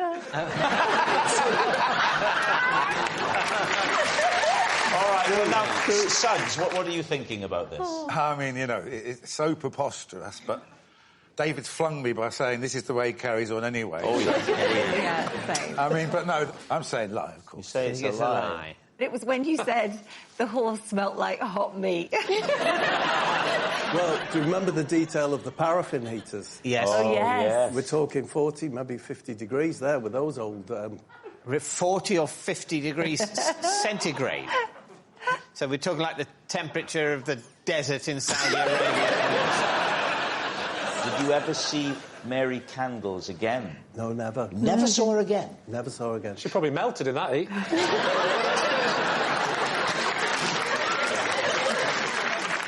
All right, what are you going to say then, David? Do we think lie? I think it's a lie. I think it's a lie. I think it is a lie. All right, they're saying it's a lie. Now, we should bear in mind that when it comes to Bob, David has a very poor track record. Let's see if he can be better tonight. Bob, truth or lie? I was telling the truth. No!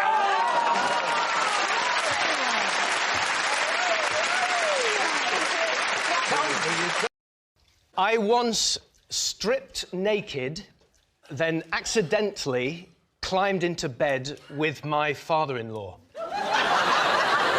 Lucy, were you drunk? Yes.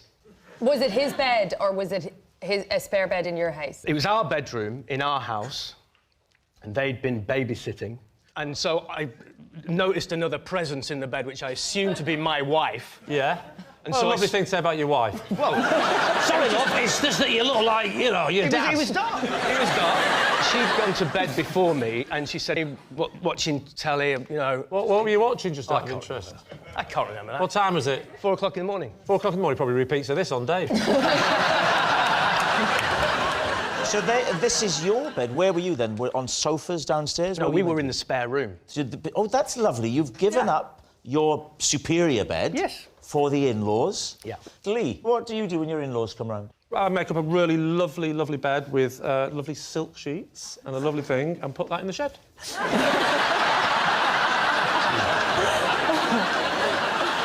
So you've come into bed. You think that your wife, she's gone ahead of you. I thought it should be spark out. Spark out in the bed. Yeah, yeah. And I've often done this journey in the dark. So she's often in bed before me. Yes. And I know what to do. I can do it in the dark.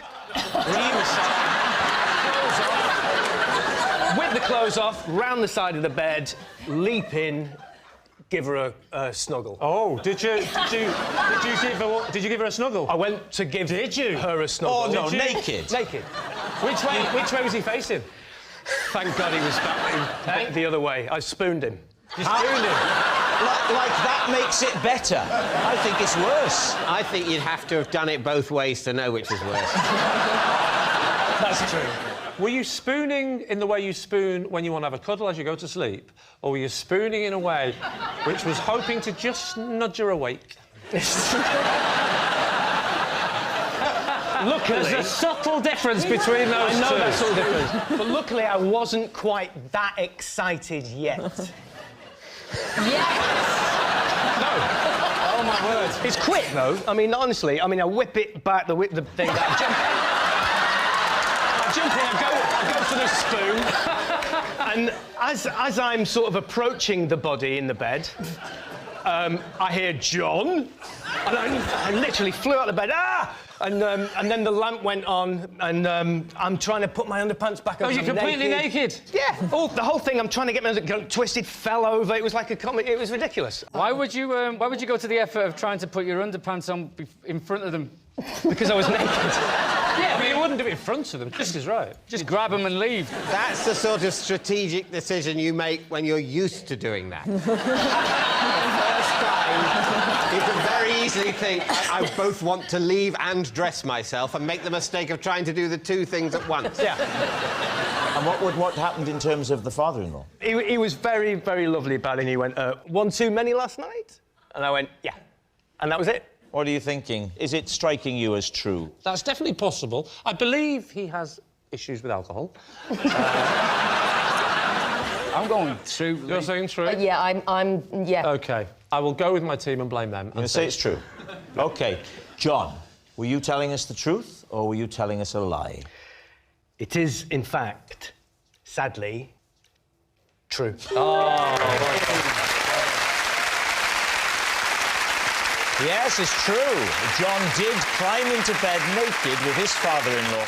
I used to have a job in a safari park gift shop and regularly shared my bed with a lion cub. Lee Mack's team. What year was this? Or what rough year? I don't need the exact year. Is that your opening question, Lee? What year was this? I don't need the exact year.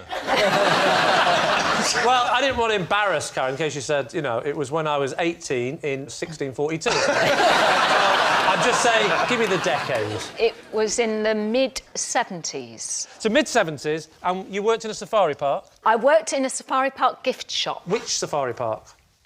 Windsor. Yeah, I lived in the safari park at the time. I lived in the safari park at the time. You did? With my sister. But how could you live in... And she's human. She had a house in the safari park. Is it because she was connected with the safari park? Yes, Did they build round her? Did she buy it when it was just in a field? And then one morning she was lying there and she heard this. She lived in the safari park with her husband, Yeah. who worked with the animals. Has he got a name, the husband? Francis. Right. He would bring home the little babies who'd been rejected by their mothers. Don't, you're going to make me go.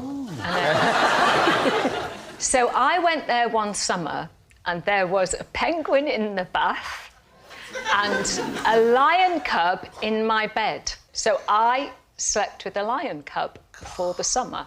Carol, nothing happened, did it? It did. No, it did. Oh, God! No, it only happened when my mum came down from Wales. And she walked into the bedroom and screamed. I bet as she she did. saw me in bed with a lion cub. How big is the cub? Are we talking, like, very young? Or... Well, when I got there, it was that big. Oh, yeah. It was that big by the time she'd finished.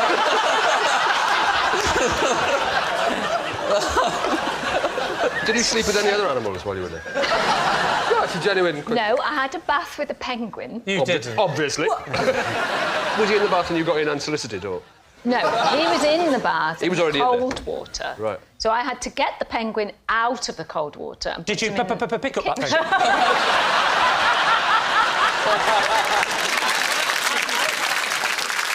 So what are you thinking, Lee?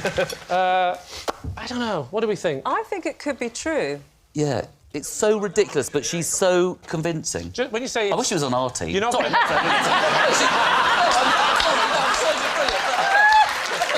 So, Lee, what's it going to be? Truth or a lie? You're I saying... say it's true. True, you're saying... Oh, I'll go true. I'm malleable. Yeah, true. You're saying true? Yeah, true. OK. Carol Vorderman. Lion cub in the bed. Truth or lie? True. Oh, wow! Yes, it's true. I have a didgeridoo suspended from a tree in my back garden so that when the wind blows in a particular direction, it pops soothing sounds of the outback into my bedroom window. David's team, what do you think? Pops soothing sounds of the outback. Yes. What a poetic way of putting it. Thank you. Do you genuinely believe that that particular instrument makes a pop? How would you describe it, Greg? And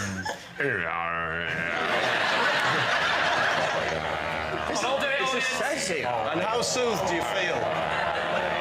Right, everyone stop popping. I get this every night in my house, please. Where is it, Bob? It's in a tree? Yeah. And you made a conscious decision to put it in the tree? Yeah. I thought you said it was hanging from a tree. What it is it's trapped in a V. I was like, is there a name for that area of a tree? Is it called the Clooney or something? It's called... Clooney? What's enough to believe George Clooney's holding a didgeridoo at Madrid in his garden? Why don't you believe this? This part of your finger there is called the Clooney. Is it? So I'm assuming... I never knew That's that. why I said Clooney. I know Right. it's Clooney. Where it... And it's wedged there. It's wedged in the tree's V. Yes, it's wedged horizontally in the tree's V, facing southeast, which is the prevailing wind where I live. Where do you live? Not Britain. Britain. No, the prevailing wind in Britain is southwesterly. It doesn't happen every night. So tell us what this sound does for you, then. You're lying in bed at night and you had a lovely day, you're just settling down, and you hear... And then what happens to you? I'm soothed. And the mind is soothed. Do you know you get things that will do the same thing to, say, your throat? Yes. It does it to the mind. What if your brain's fine? You don't want to hear that every time it's windy. You're always soothing your brain. That's what sleep is. Hence the success of the pillow. Yeah. Can I just say, though, Bob, I've been led to believe by out-of-work hippies over the years that the didgeridoo is an incredibly difficult instrument to play, and yet it would appear that all one has to do is to pass air through it. No, you have to position it correctly, just as you would have to over your mouth. I've done that by utilising the Clooney of a tree. You're using the Clooney of a tree as human lips. Even to get any kind of noise out of a didgeridoo, the Clooney, which it doesn't exist, on Bob's tree, would have to be flesh-like, because an Aboriginal doesn't just go through it, because it's not just wind, they use their lips. Very good point. Very good point. Just coming up this time of year, I admit it's a lot better. In fact, I have a wisteria that grows through the didgeridoo.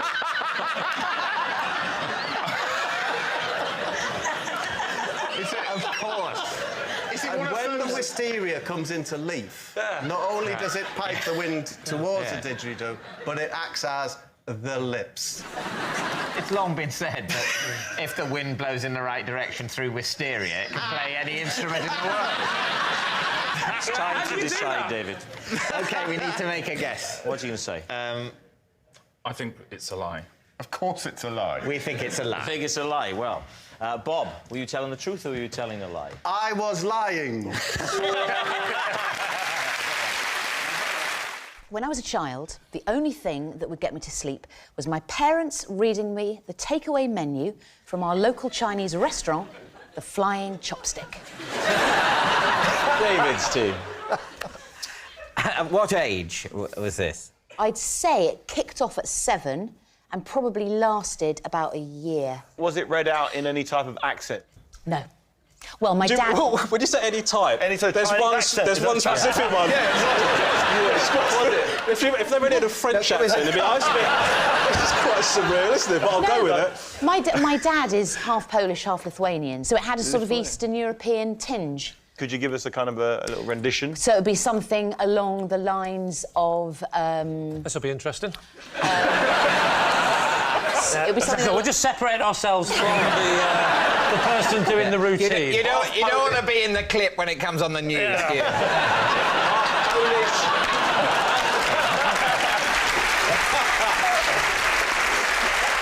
So Dad would say, for example, black bean with chop suey, something like that. Black bean. Was your dad the fella from Sesame Street? One pork balls. Two lovely pork balls. You know, lychee for the end of the menu. Lychee, that's I know that. The Flying Chopstick, they just serve a single lychee, don't they? Lychee. It was the staple. It was the 70s. Things were a little bit sparse then. It was Wilson's, you know, things are hard. I can't remember his speech, but you know the one I mean. Things are terrible. Wilson's things are hard. Wilson's things are hard. Harold Wilson, things are hard.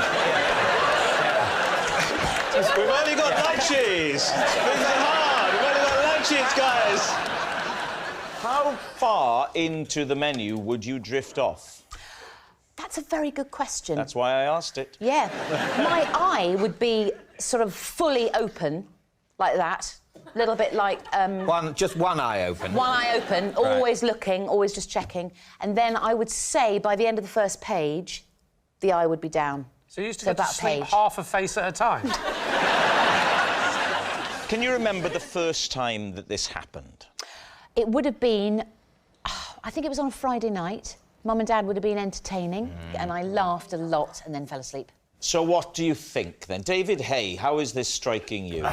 The detail, the fact that she knew straight away what day it was on a Friday night.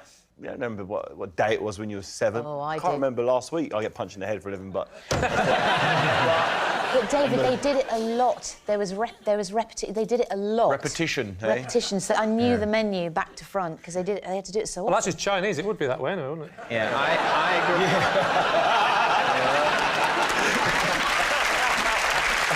Romesh, what are you thinking? I think it... I don't buy it. David, actually, I've got two Davids. We'll call you the haymaker and the librarian. What are you thinking, David? Well, I think I don't believe it. You realise, I like the system you've got there. We're going to call you the haymaker and the librarian. So what do you think, David?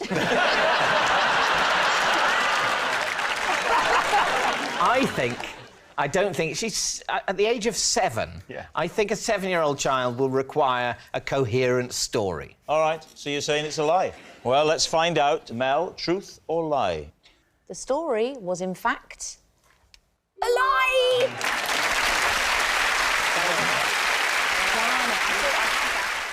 For the past 6 months, I've been using David Mitchell to get me off to sleep each night. Oh. No further questions, true. OK. What medium are you listening to David through? I have found a stash of podcasts of The Unbelievable Truth. Oh, the radio show. For those that don't know, could you describe The Unbelievable Truth? There's 4 panellists, and they each deliver a lecture, and the other panellists have to... Oh, you see, I'm going off now. Have to find the truth. Look, this is not going to get picked up by American TV with this bit.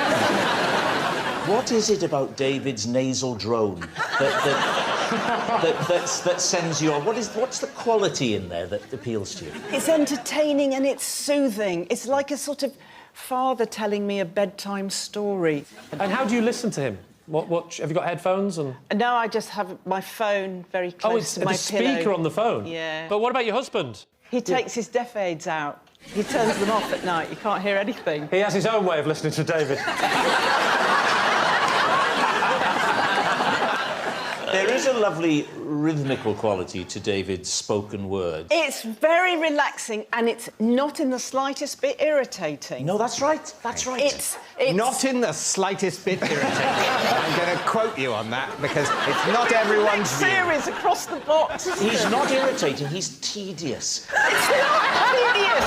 No, because if it was tedious, I'd go off on my own train of thought, which would be stimulating and would wake me up. See. But, you know, a lecture on medieval castles... Poor. How do you get off at night, Alan? Not very frequently. How do you visit the land of Nod? I spray my pillow. Steady! Sleep mist. After which my wife coughs for a bit and I'm asleep. All right, so what are we thinking now, Leisha? Does this strike you as true? Not really. I feel like there's so many other things you can listen to that would put you to sleep. All right, Alan? Philip is clearly a fan. True, for me. All right. I think it might be true because he has got a voice that can, you know... Comforting. That's not the word I was looking for. What are you going to say? I think it's true. You're going to say it's true? OK, Philippa. Truth or lie? It is... It's true. I have made a CD of the sound of my kettle boiling, and I play it every night to help me get to sleep. Lee's team, is that possible? Why would that help you get to sleep? It reminds me of my grandmother, because we were always caravanning when I was little, and she'd be up later than me, and the kettle would be just boiling on the gas stove, and I could hear that little hiss and whistle and the bubbles. I had it done for me by the sound people at work. You Really? absolute lie. You're trying to tell us... All I'm picturing is a man now with these big things on, going like that, in a... In 5, 4...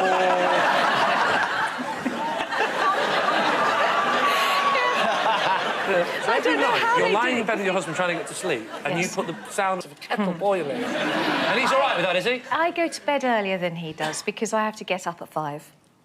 Right. For what? To switch the kettle off.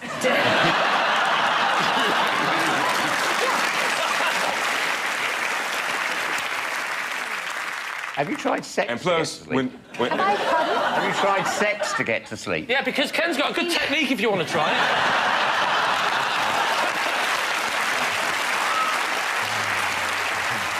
What do your kids say about this CD? They think it's weird? No, they put up with it, you know. No, you're lying now. Kids think everything is weird. No.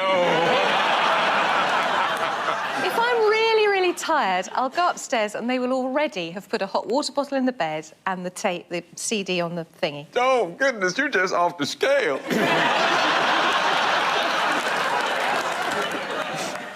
So, Lee, what are you going to say? We'll say it's a lie. You're going to say it's a lie? OK, Fern, reveal all. It's a lie.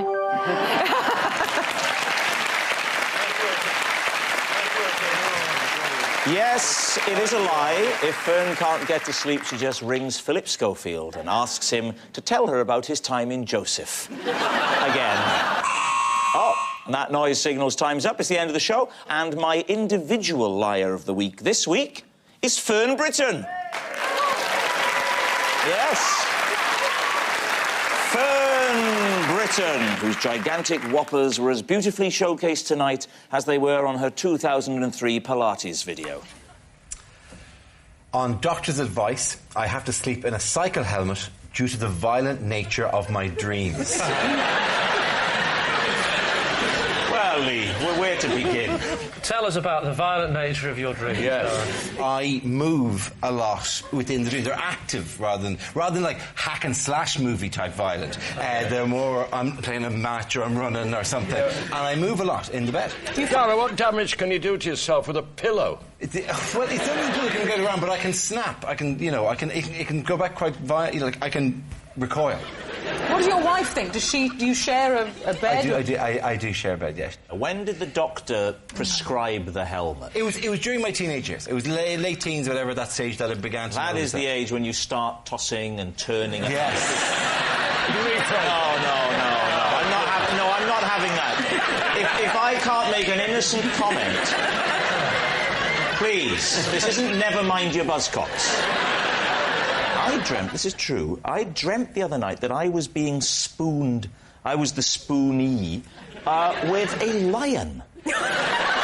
Seriously, and I could feel its big, hairy arms and its legs, well, they're all legs, aren't they? All legs around me, and I could feel it, and I could smell it, and it was so vivid, and I liked it.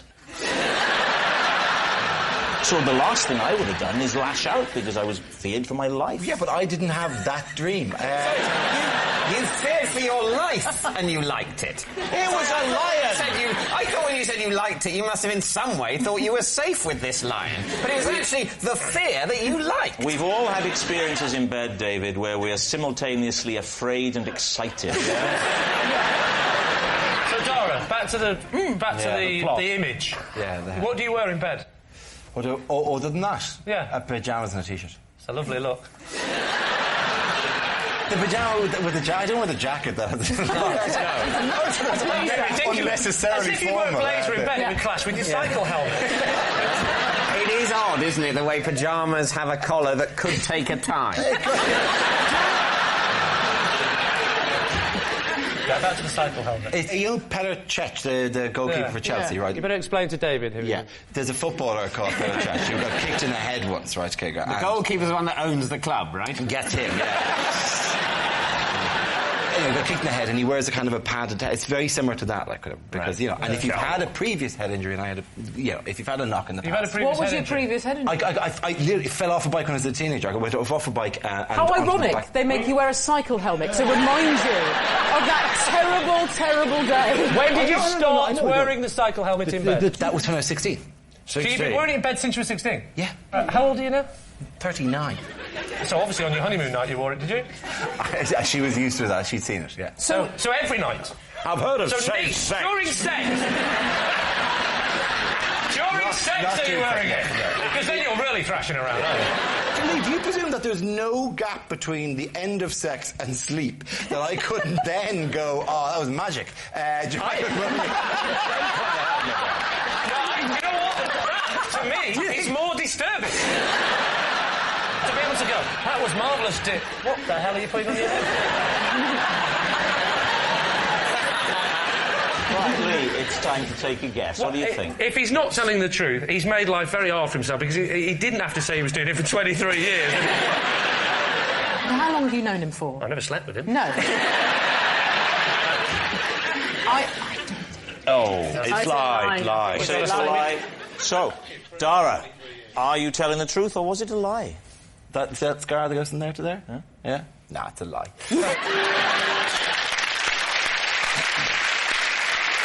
It's a lie. Dara wasn't advised to sleep in a cycle helmet because of the violent nature of his dreams.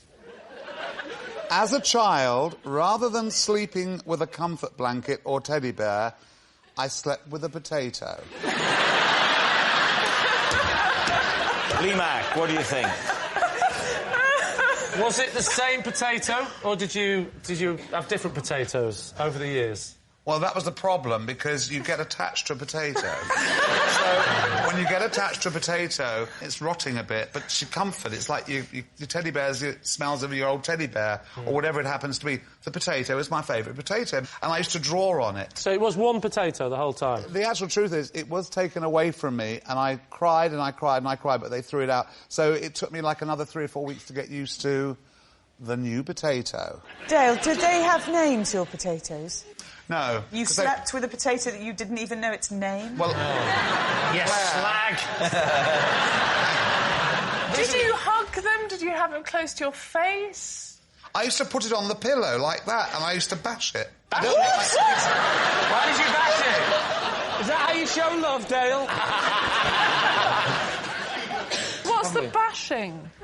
Well, I used to like the dent it made in the pillow. Oh, so you'd bash it onto the... And then you'd And then I sleep... would take it out, so that's where you're going to bed later. Be honest, Dale. Is the truth of this story that your parents would shout through the door, "What are you doing in there?" And you'd say, "Nothing, just bashing the potato"? You haven't asked me why I stopped, and this is why you'll realise... Oh, Dale, why did you stop? Because Mrs. Marks, who was our next-door neighbour, I heard her talking to my mother in the driveway, and I heard Mrs. Marks say to my mother, "Is he still sleeping with a potato?" I think that they've been talking about it, and she probably said to Mrs. Marks, "Did any of your children ever want to sleep with a potato?" So what are you thinking, Lee? Miranda. I sort of want it to be true, because he's so sweet. Yeah. I do think the two winning things are that that's where you're going to sleep, and Mrs. Marks. Well, do you know what? Is he still That's the sleeping thing. with... I think Mrs. Marks exists. Yeah. And I like Mrs. Marks. I like what she represents. She represents the sanity of the street. And the beauty Whereas is... the Wintons, they're all over the shop. So what are you going to say, Lee? What's it going to be? What do you think? Do you think it's true? I do think it's I true. think it's true. All right, I'll go with my team and say that it's true. You're saying it's true. OK. Dale Winton, the potato in the bed. Was it the truth or was it a lie? I have slept with many things over the years, because I'm a very old man, but I have never slept with a potato. It's a lie!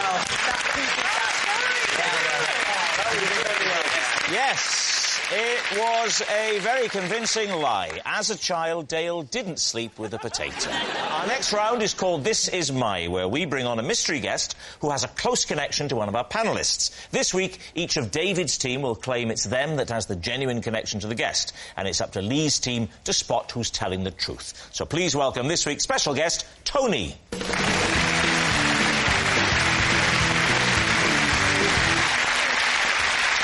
Welcome, Tony. Rod, what is Tony to you? This is Tony, and for 5 years he was my badminton doubles partner. Right. Sally, what is your relationship with Tony? This is my uncle Tony, and last year I asked to have a go on his mobility scooter, and I drove it into a pond and wrote it off. Right. Finally, David, how do you know Tony? This is Tony, and when I was little, he used to help me get to sleep by telling me bedtime stories about the war. Isn't that lovely? There we are. So, Rod's badminton buddy, Sally's scooterless uncle, or David's bedtime storyteller. Lee, before you start asking, I'm going to bring a chair on for you, and you can have a lovely sit down there. There we are. You relax there. Lee. Sally, does he use the mobility scooter a lot? Quite a lot. He's had 2 hip replacements. So he can get by without the fact that he walks on fine tonight. Yeah, He sure. can get by. I don't think they're just for old people. You know, I've got a bath with a door. I think it's nice. That was more a DIY mishap, though, wasn't it? No, I think it's nice. Just open the door, step in, wait for 19 or 20 minutes while it slowly fills up in freezing cold. I think it's lovely. Why did you take the mobility scooter in the first place? Because I was going to play a psychopath in a film, or a psychopath on a mobility scooter. And I said, can I have a go? Because I can't drive a car. Sally, how far did you drive before you went into the pond? What was the distance? I didn't know I had it in reverse.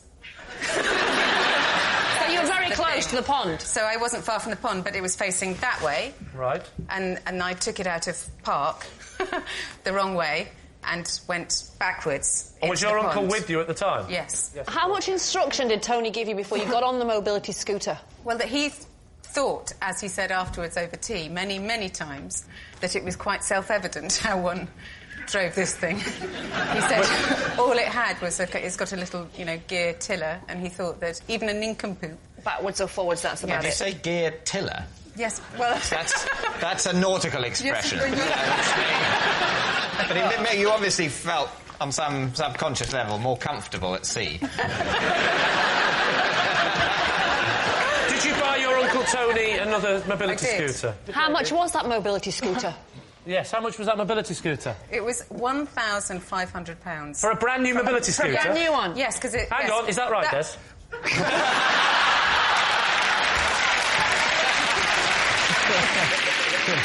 Should we move on to Rob? How long ago were they that you were playing badminton as doubles? That we were doubles partners? Yes. How many years 10, ago? 15 years. You were... and when did this end? When did this end? We had to stop because I was getting on a bit. And how did your partnership begin? Well, we played for the same club. What was the club called? It was in West London. West London, go on. Yeah, you can't remember the name of the club? It was called Old Actonians. Old Actonians Badminton Club? Well, yes. Did you wear the full gear, shorts, and, you know, looking... No, I wore a miner's helmet and he wore a frogman's outfit. Of course we did, Did you ever win anything yourself and Tony? We won a lot, yeah. And why did you come about playing together then? Why didn't you go for someone... No disrespect to Tony. Why didn't you go for someone a bit Because more... we complimented each other's game. When you say you complimented each other's game, you went, you're good, so are you. Come on. Out of you two badminton players, Rod, who would you say was the better? Tony was a much, much better player than me. Tony played for England. This started out, we were just knocking around in a West London club. Now, he is the Rafael Nadal of badminton. Why, if he played for England, and he was so good, why is he choosing you to partner him? I think it would be fair, and Tony wouldn't mind me saying that when I played with him, he'd have been probably I think he was in his early 70s. Whoa, when you were playing with him? When I was playing with him, yeah. OK.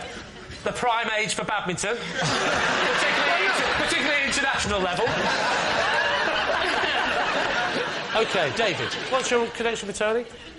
He lived next door when I was little. And he read your bedtime stories? He would occasionally babysit for me and my brother, and... It's feasible. Made up, or was this was just his stories from the war? Not out of a book, but ostensibly true. Did he ever just shout them through the wall? We're surrounded by Germans, and so, basically... I'm trying to get to sleep. I don't care!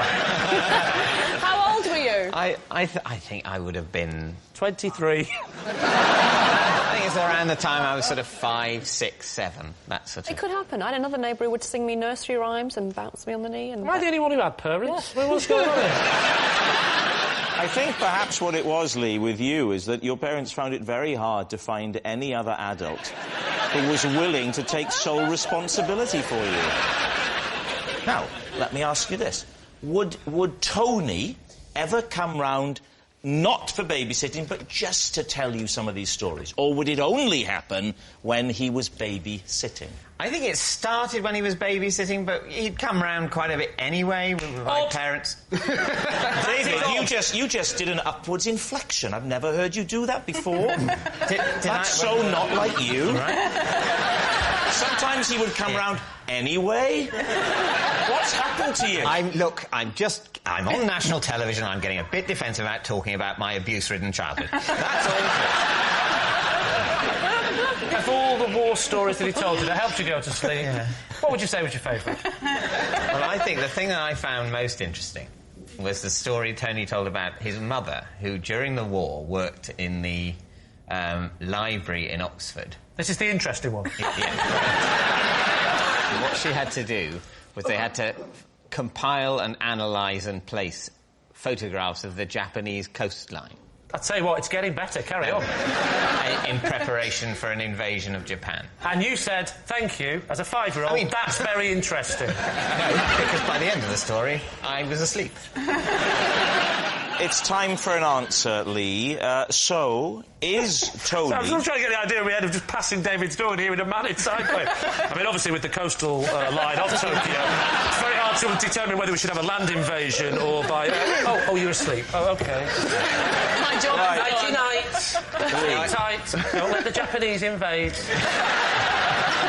I think think Rod we can discount. There were too many flaws. I agree with you. I think it's one of the other children. I got a horrible feeling that it's David in the middle there.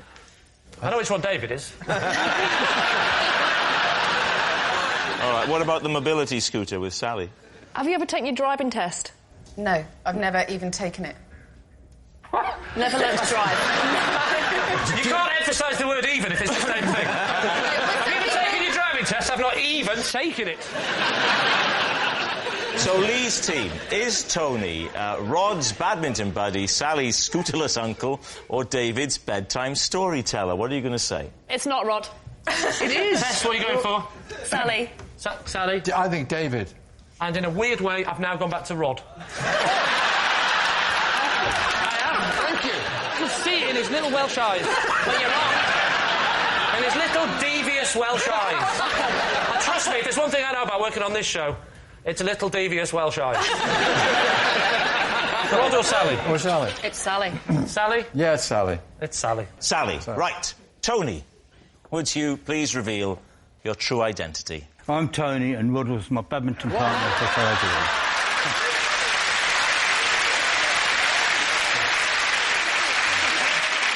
Yes, Tony was Rod's badminton doubles partner. Tony, thank you very much. Well, thank you.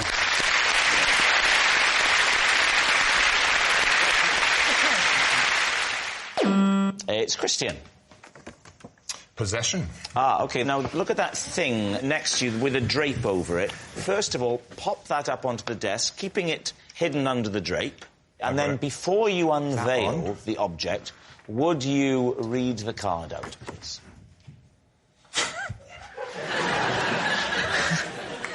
This is my monkey, Elsie. She watches over me while I sleep. And now please reveal Elsie.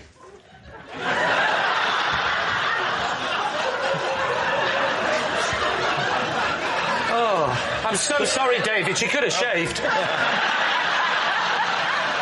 This is a dead monkey, isn't it? Oh, my. Yeah, you should know. Oh, no, no. So look at that. Is Elsie stuffed? No, she's very well trained. What disappointed her so badly when she died? What was... Dying. So where did you find Elsie? Did you kill her yourself?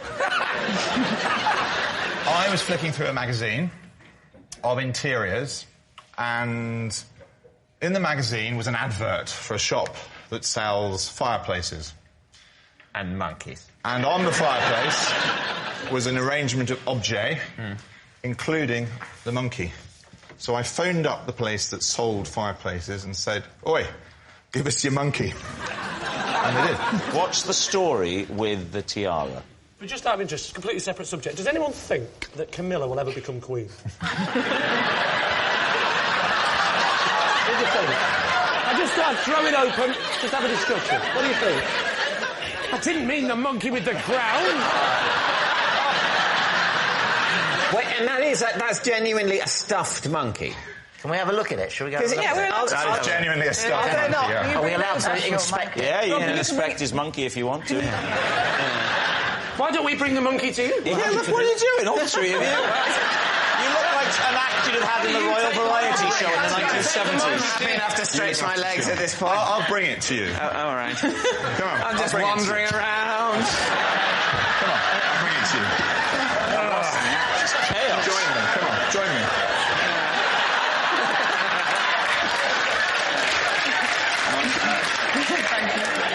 Can we have a look at the tiara? I've left the tiara. Yes, let's have a look at the tiara. Where's the tiara? Oh, God, it's terrifying. You know when you're asleep, Christian, and you wake up in the middle of the night and she's looking down on you with that glum expression, doesn't it unsettle or unnerve you? No, I find her very sort of soothing. Monkey! So what are you going to say, David? Is it the truth or is it a lie? Firstly, I'm going to hand that back. I think you should be insuring that. Not for theft, I wouldn't have said. Not for theft. It looks like he's just won a wildlife BAFTA. Is it the truth? Is this a tall story or is it the truth? You think it's a lie? Yes. I think we all think I think it's a lie. I think Christian's a very good actor. So you're saying that it is then a lie. A lie. A lie. OK. Christian, was it the truth or was it in fact a lie? It is in fact true. Very well played. Good work. Hard one to say. Yes, that was all true. Christian does have a stuffed monkey who watches over him while he sleeps. Right, Phil Tufnell, you're next. Right. OK. I'm haunted by a recurring dream in which I'm a potato.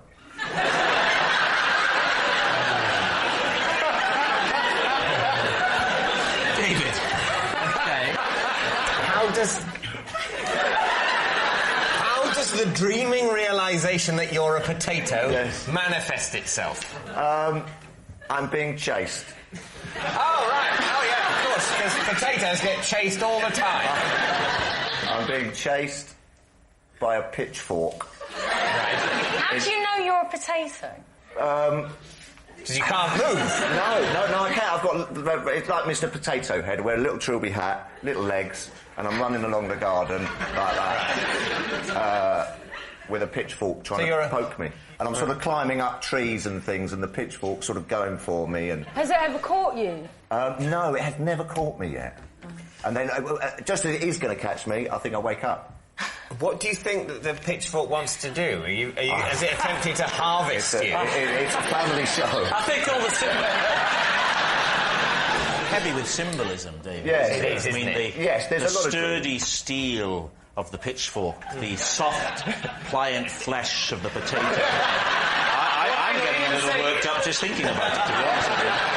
He didn't say it was boiled, did he? I think it's baked. Oh, it is baked potato. So you're a baked potato? I think I'm a baked... What are you doing in the garden if you've already been cooked? How long have you had this dream? I've had it... He only has it when he's mashed.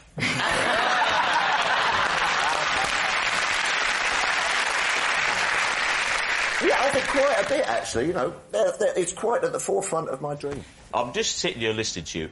You could be related to Len Goodman from Strictly Come Dancing.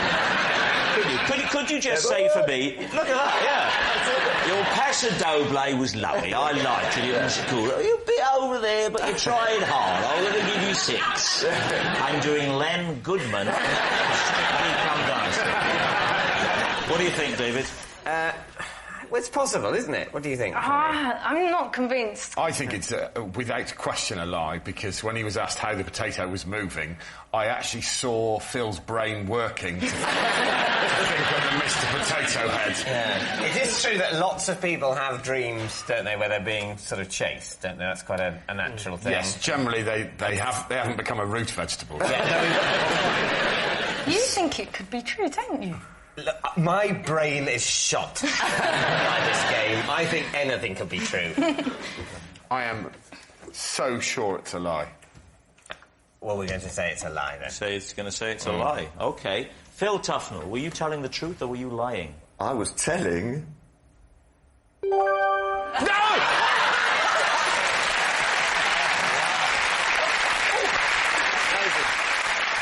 It's true. Phil is haunted by a recurring dream in which he is a potato. There's a technical term for Phil Tufnell turning into a potato. It's called evolution. I have a recurring dream in which a monkey in silver hot pants feeds me soup from a bowler hat. Oh! Please, T. Do you find primates attractive? It's that primates find me attractive. Well, we've seen that with Mickey earlier. When was the first time you had this dream? I've been having this dream since adolescence. OK, what kind of monkey is it? I don't know exactly what type. It's a bit like a capuchin monkey. It's quite small. Are they the ones with the frothy bit and the chocolate on there? How does the dream affect you when you wake from a night having had this dream? Do you awake fulfilled? Are you a better... That's not what I meant, and you know that. Do you wake in a good frame of mind, or are you troubled? I am satisfied, I am sated, I am replete. Where are you in the dream when the monkey's... Is he feeding you, you say? What are you wearing? I don't notice that. Yeah, what are you wearing? I know... I never noticed that. It doesn't form part of the dream. Do you think there's any amorous connotations to this dream? You know, you got the little Kylie Minogue hot pants on. Probably why you can't get it out of your head. And you've got... So what do you think? Could this be true? I think it's so brilliant, but I think Fiona might just be a fantastic liar. She was very quick on her answers. I think it was... True. I think it's true. Let's go true. We'll go with true. OK. Fiona Bruce, truth or lie? It is a lie. Oh!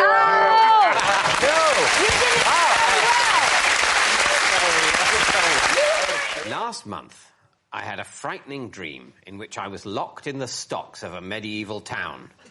When I awoke, I was disturbed to discover that my arms were through the leg holes of my pyjama bottom. Please, team. How? I'm not demonstrating again, no. So you mean not only through the top of the pyjama bottom, but right the way through, showing at the end of the leg hole? Yes. I was wearing them, as it were, twice. Tell us about the dream itself. It's impressions. I remember the... Give us those. The smell of manure. Oh, David, not again. I could hear horses clattering around, you know, clip-clopping. What was the crime you'd committed? I don't know what the crime was. You don't know I the don't crime? know. All I remember, and you'll be familiar with this, is a deep sense of shame. and being dragged along, and I was a sort of figure of shame, and things were being thrown at me, cabbages, that sort of thing. And then I was put in roughly, by which I mean unpleasantly, not approximately, put in the village stocks, yeah. You must have had quite a wide-legged trouser to get your it was quite arms down. I'll be completely honest. My trousers had gone down a bit. By that point, then, your genitals are effectively sort of trapped in a hinge created by your stomach and your insides. Well, that's probably why you were screaming. That's the only way I can get to sleep. No, my trousers had gone down to the knees. Right. And my arms were through the trouser legs. Do you really call them pyjama trousers? I suspect I've used both terms. Do you call it a pyjama jacket, the top bit? No. That's pyjama top. I actually, to be honest, I call the whole thing a night uniform. All right, what do you think, Liz? Is David telling the truth? It's the pyjama bit I don't believe. You don't believe he wears pyjamas in bed? Oh, that is the only bit I do believe. No, because I think he wears a nightshirt. Yes, good point. I'm not inclined to believe it. Right, OK. Well, I'll say it's a lie. You think it's a lie? I think it's a lie. David, were you telling the truth or were you telling a lie? Well, I was telling a lie. I once spent the night in Millets after falling asleep in a tent. David's team. Which branch of Millets? It was up in Kendal. When was this? 5, 6 years ago. 5, 6 years ago. And what were you going to Millets for? I had a big argument with my child and my nephew. We had the camper van, and I said, have you got your coats? Yes. Have you got everything? Yes, yes. Stop being boring. We got there, and they hadn't brought any warm weather gear. Not even a cagoon. I then left them. They paddled off. You know the bit where you go, there's no internet, go and play. When they got playing, got talking to this family, got about it, and the dad said to me, you go off, you know what I mean, get them some coats, they're fine with us. I went to Millets, and there was one of them ridiculous, stupid, like, back in 5 minutes we'll be open. I won't lie, there was a pub opposite. Well, you might, because of the format. All right, yes, OK. There was a pub over the road. I went to the pub. Eventually, I saw a light on. I went in, and I couldn't find the guy. And I thought, I'll hide in the tent and surprise him. Quite natural. Of course. No, because part of me was annoyed that he'd gone so long. It wasn't like I'll be back in 5 minutes. Right. By the time I left the pub, I thought jumping out of a tent was a good idea. Right. And I zipped it up and I just fell asleep. And when were you discovered? I set off the alarm. Where were your children were still with this family you'd left them? They seemed trustworthy. Where was this, on a campsite? Yeah. You know what I mean? But did you know the family? We met on that day. I mean, like, his dad seemed very competent at pushing a swing. I didn't, like, abandon him. I thought I was coming back in half an hour. How long were you gone? About 9 hours. What did the family say to you when you turned up? They wouldn't believe that I'd fallen asleep, and the fact is, the thing that really thinking of it was, I set the alarm off, people turned up. Who? Police and the manager, and then he wouldn't turn the till on to sell me 2 coats. So what do you think? Martin, what are you thinking? You going in the pub and going into Millets and falling asleep, I can believe. The other family just going, oh, yeah, it's fine, you came back. I didn't say they said it was fine. Yeah, they weren't happy with it. I think they would have done more. It's possible, but I'll go with lie. I think it's true. You think it's true? I think. You think it's a lie? I'm going to go true. You're saying it's true? Yeah. OK, Johnny, truth or lie? Lie.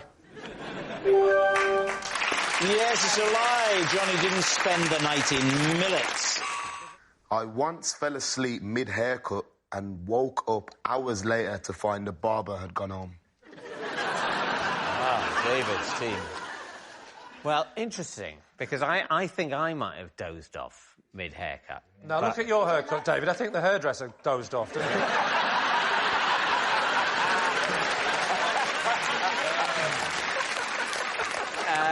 So you fell asleep during the haircut? Yeah. I get a bit of head massage, you know, it gets... But I feel like I kind of like the sound of the shavers. The buzz, the constant buzz. It's relaxing. It's like, it's like the... You know what it's like? Yeah, you know that thing? Like relaxing white noise. Yeah. Got it. So where was this? What about the other people in the salon? How did they react? It wasn't in the salon, it was at home. Oh. It was a personal barber you that came have a barber that comes to your house? To the house. So I think at that time it was quite late as well. You know, come after work, you know what I mean? And so the last thing you knew, you were in the middle of the haircut, there's the nice... perhaps you could do the noise. Well, it's something like this, isn't it? Yeah. I'll tell you what, your Bruce Forsyth impression's not getting any better, is it?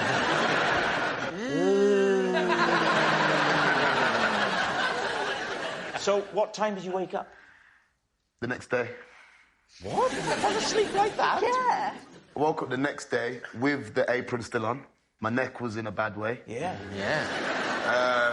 Was the hair everywhere, or did he hoover? Because that could wake you up. Yeah, I did that when I woke up. I thought, it's time to tidy up. You were in a kind of a circle of your own hair. He hadn't cleaned up the hair at all. No, and he forgot his apron as well. You didn't pay him, did you? No. Like, he would I didn't want to be even lock my door. paid, so you would think he would wake you up violently. Is that what you do? Does it have to be violently, does it? I think there's a grain of truth in this, and it is very easy to fall asleep in that kind of cosseting, comfortable environment, but I think you're over-embellishing it a little bit too much, so I think it is a lie. Well, I think my team thinks it's a lie. You're going to say lie? I think we'll say lie. OK, so, Mist, was it true or was it a lie? It was the truth. Well